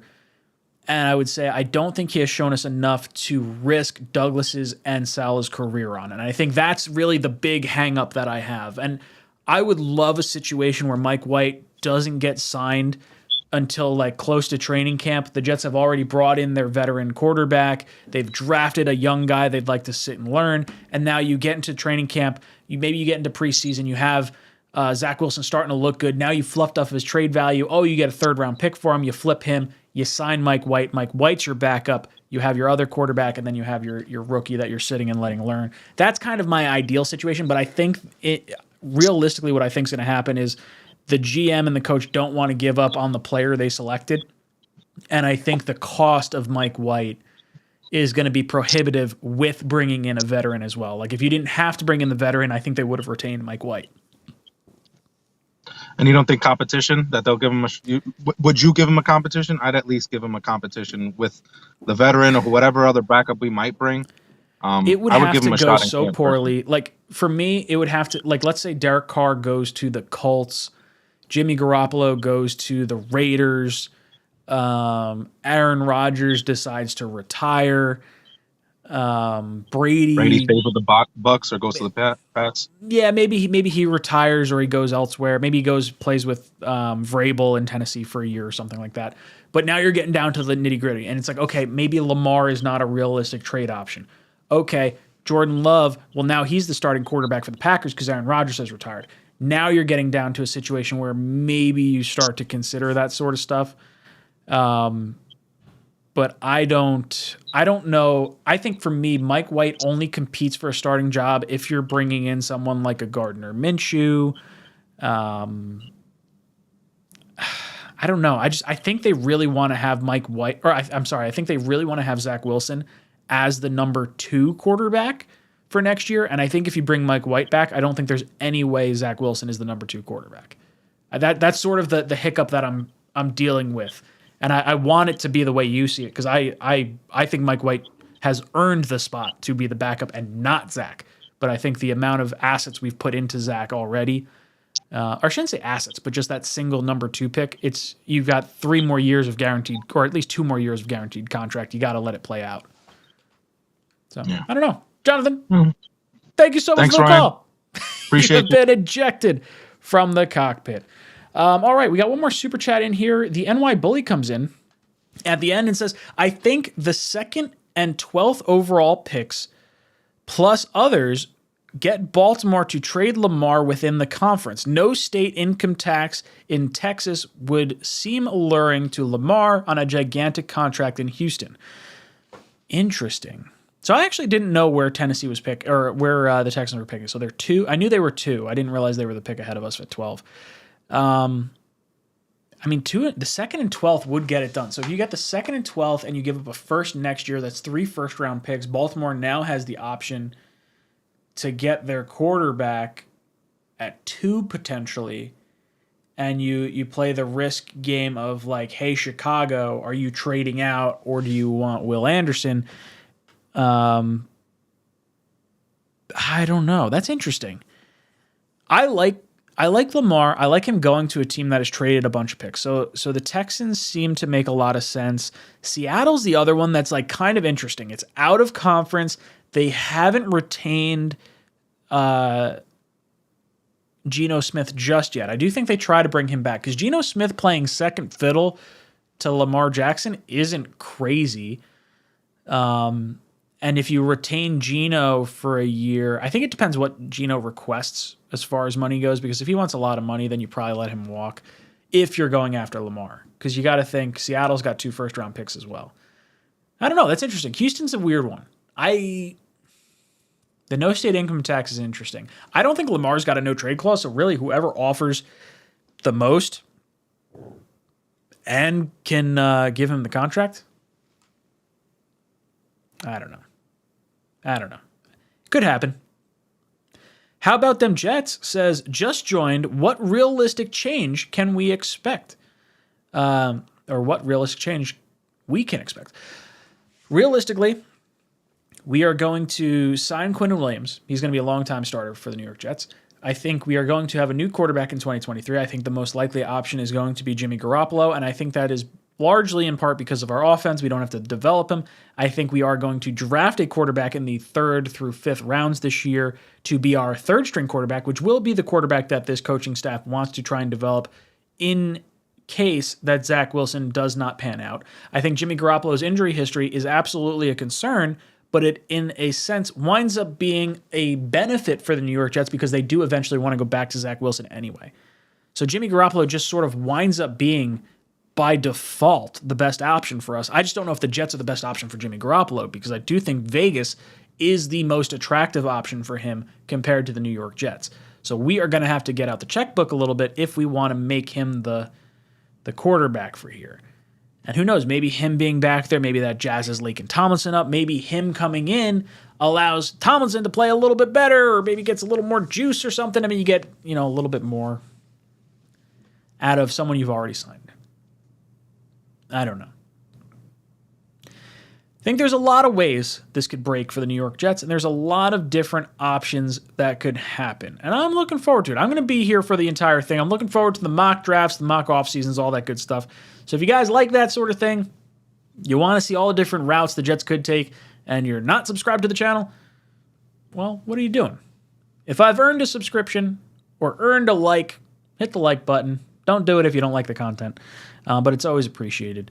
What happens first? The Jets get a quarterback or the Jets re-sign Quinnen Williams? That was our poll question for tonight. We had almost 600 votes. We had 65% say the Jets are going to re-sign Quinnen Williams, and the Jets are going to get a new quarterback, 34% vote. Omar, getting fiery at me. Okay, I got to throw this one up. He says, Ryan is crazy. Give Jimmy G a ton of money for what? 1 year Jimmy or Derek Carr wants to be the guy, so they want probably a 4 or 5 year contract. Yes, I completely agree. Completely agree.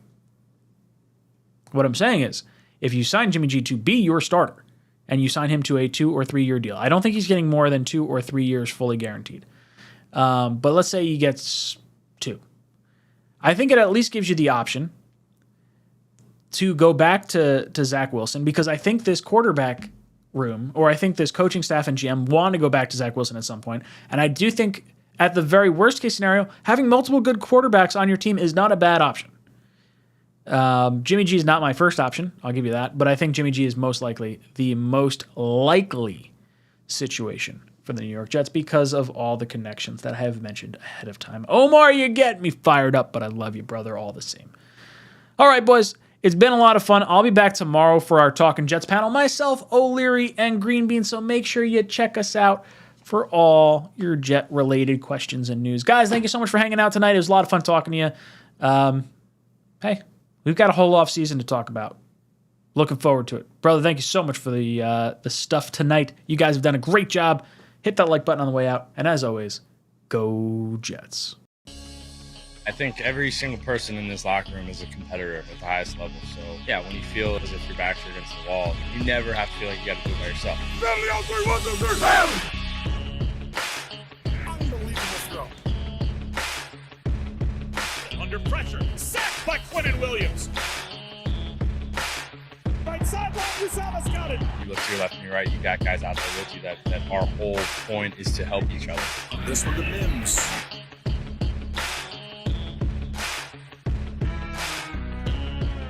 That's Corey Davis climbing the ladder. To be able to go out and lead these guys, just to know how hard these guys work and how important it is to them, and then you get that chance to lead them. Everything that happened that needed to happen for us, it almost felt like kind of like a sign, like get like a second chance almost. Gets extra pushes, running left. Maybe a little extra life to breathe into the locker room. Touchdown Jets.